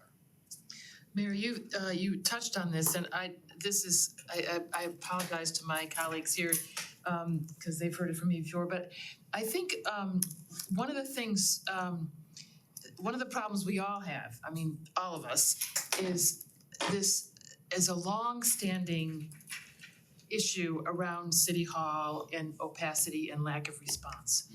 And, you know, when I hear that the people are leaving the city administration, I think that's a good thing, because there seems to be a persistent toxic culture of failure to respond to citizens. And, I just had 10 days ago, I called a department person, left an explicit message about what I wanted. It was very restricted. It was about the house across the street from me, crickets. And I think that's one of the reasons people have started to call city council. And it's not, it has nothing to do with the switchover. It's a long-standing, and I guess, again, this is not a charter issue, and that's why I'm apologizing to you. But just this notion of a deep-seated culture of not responding and not thinking they should respond to citizens. And I'm just wondering, because we're in this topic, how you propose to handle that? So there are a couple different ways. One of the ways is continuing to staff up, because I think a lot of that over the last 10, 15, maybe 20 years has been the result of reduced budgets, reduced staffing. One really, really notable example that I bring up all the time is that right now we've got something that we colloquially call the communications department that has 3 people in it. Technically, it's the community services department, which used to have 25 people. And those people were tasked with things like helping different neighborhoods do block parties. There was an ombudsman, sort of reaching out into the neighborhoods in order to hear and address those concerns and working with residents. And this was something that we used to have. And then when budgets got tight, it was one of the first things they cut.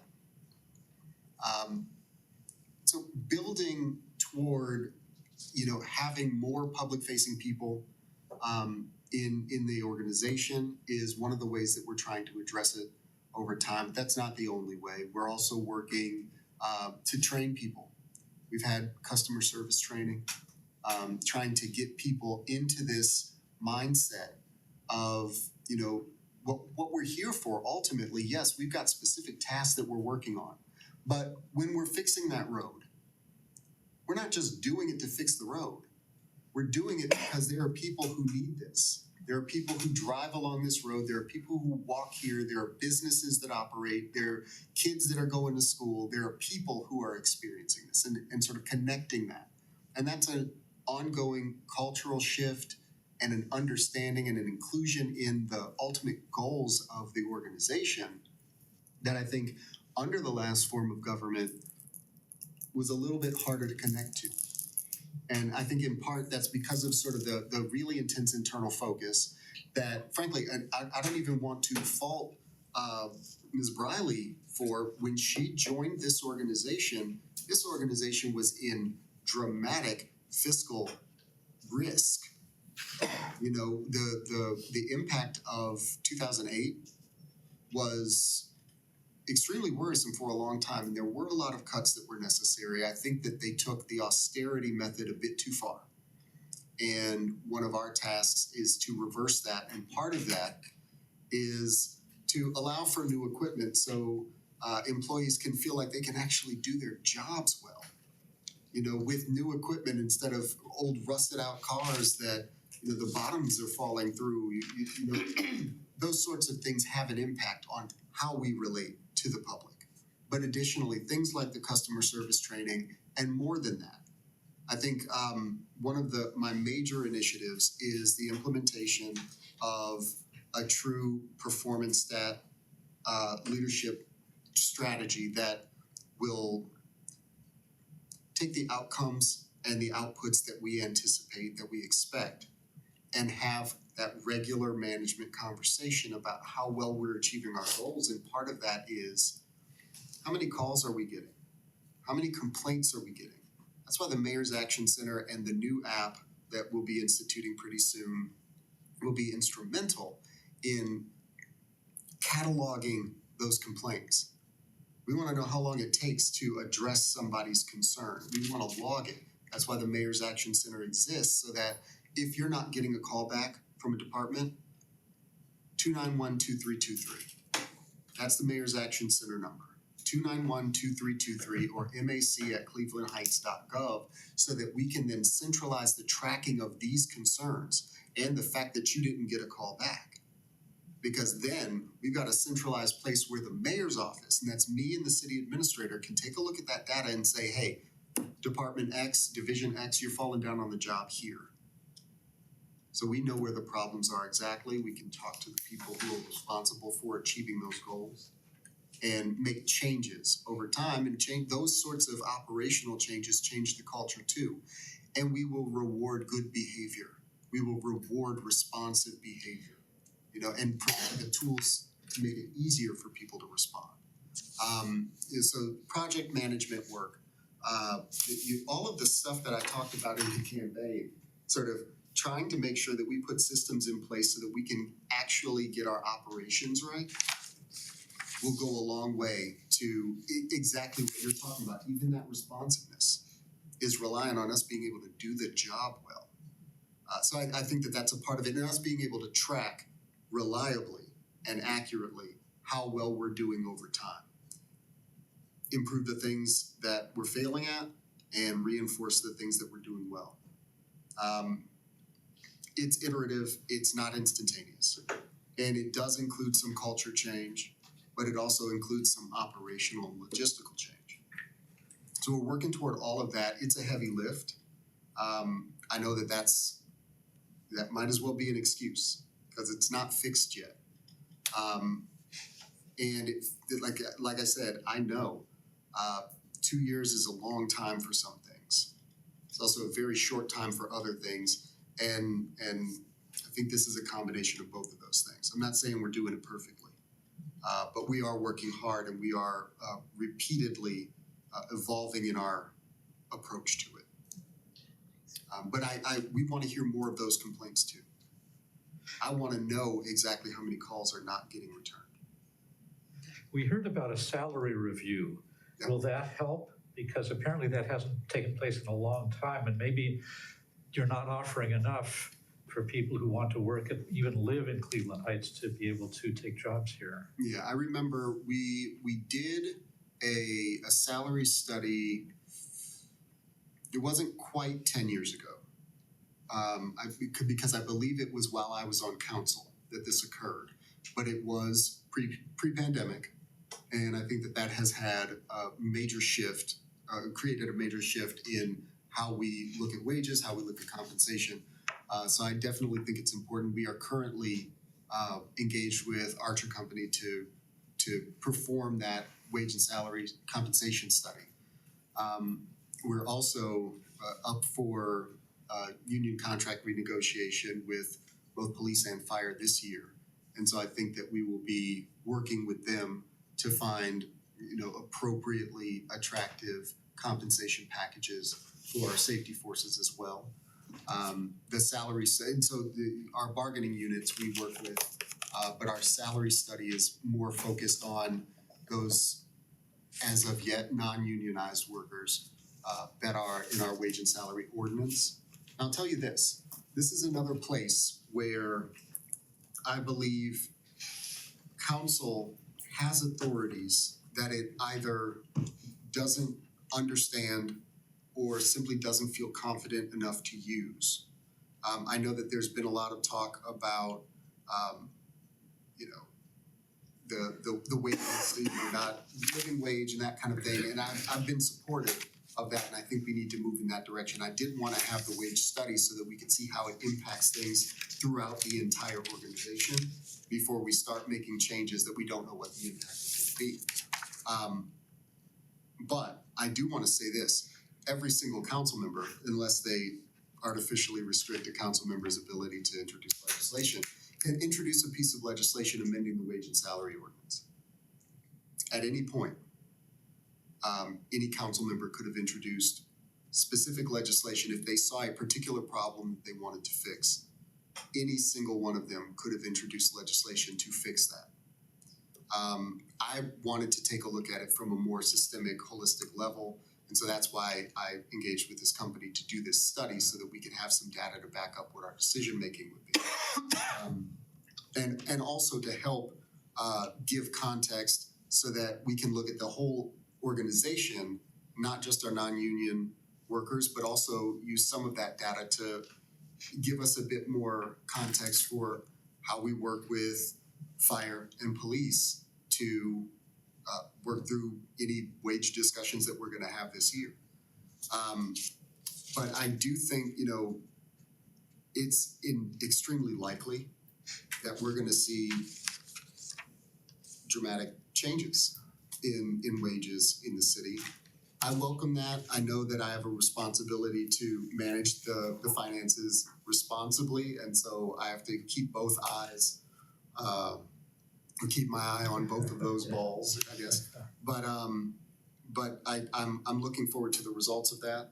I think that it will also clarify what these jobs are, because that's, I think, another issue is that this organization has not historically had what, say, they have at the county, which is sort of a classification system that outlines the jobs, what their duties are, what the expectations are of those positions.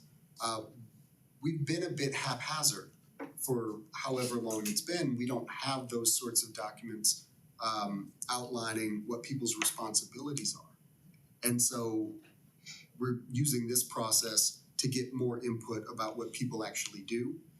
And so we can refine, you know, all of our sort of personnel documentation and have better understandings between management and labor, between management and any individual employee about what the job expectations are. And things like responsiveness will likely be involved in that as well. And so performance evaluations will include all of those goals, including how we relate to our public. And, of course, providing adequate compensation for people to feel respected and valued in this organization. I apologize, I have a prior commitment, I've gotta excuse myself, but And any other questions to wrap up with the mayor? Okay, well, thank you very much, we appreciate your time. Sure. And if Graham and Craig could just hang out for 2 seconds, because we have to finish up on our agenda. Madam Chair, just briefly, if I could just say one last time, I really do thank you for the time that you've given. I know it's been over 2 hours. I know that there will be other issues that come up that I will be just very excited to provide my input on too. And so I don't know that you have the appetite for more of me in this setting, but if you do, I'm happy to come back at any point. If you have more questions, let me know. And otherwise, I'll just try to provide any input that I think is especially salient or needed in some other way that's more convenient. And we very much appreciate your taking the time and providing us with your very thoughtful comments. It's very helpful. Thank you. Yeah. But if you get another doodle poll, answer the first date available. And I'll tell you, my apologies for taking so long to schedule this. And I did not get to, I have them up on my computer.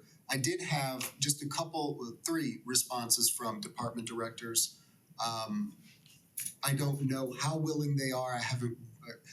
I go back and forth. I don't necessarily want to say, you know, director, you have to go talk to them, even if they don't want to. But I am absolutely not standing in the way of this commission talking with the law director or any of the other directors about their experience of this and how the charter might affect that. Appreciate that very much. thank you, Mayor. So quick business here, so Craig. Yeah, just real quick.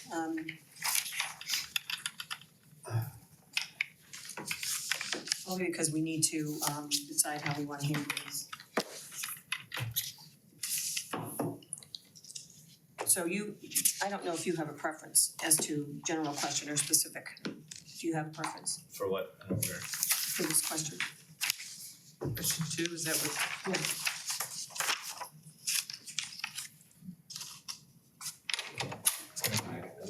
I like generalized. Yeah, I think the detail is too much. I think we'll overwhelm the people in the breakout groups. I put this list together at a time when we were looking at specific questions that related to the balance of power issues.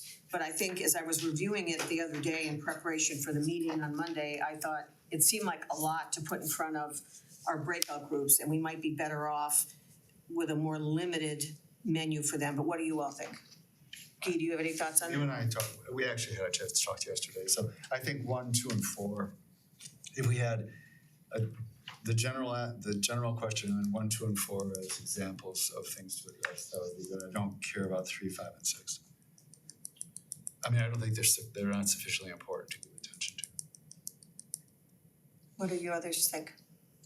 You're talking about this? 1, 2, and 4. General. Number This one? 1, number 2. I'd prefer to leave it open-ended, not lead the responses. Do you prefer just the general? Yeah. And we'll be at table, so we can always follow up with the specifics if they're struggling.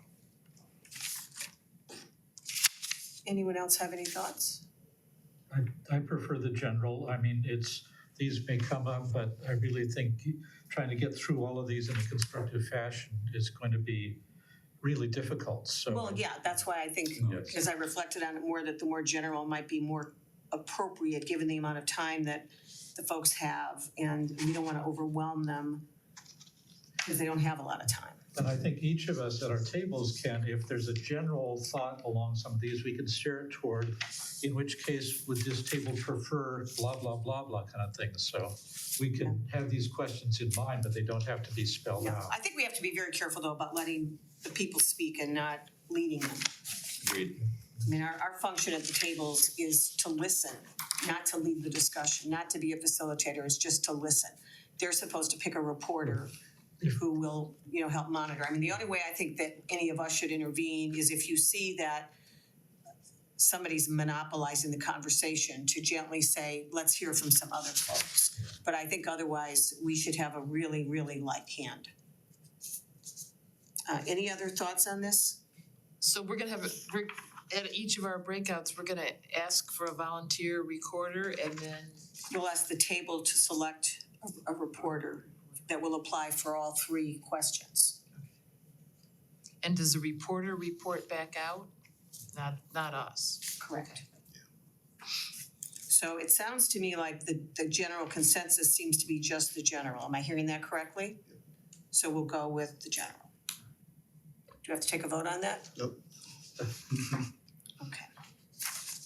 All right, thank you all very much. This has been a long meeting. I appreciate your patience and I appreciate you coming in on a Saturday. And if anybody wants to take a scone to go, feel free. Thank you to both you and Guy for the refreshments. Yes, Thank you. Motion to adjourn? Second. Bye.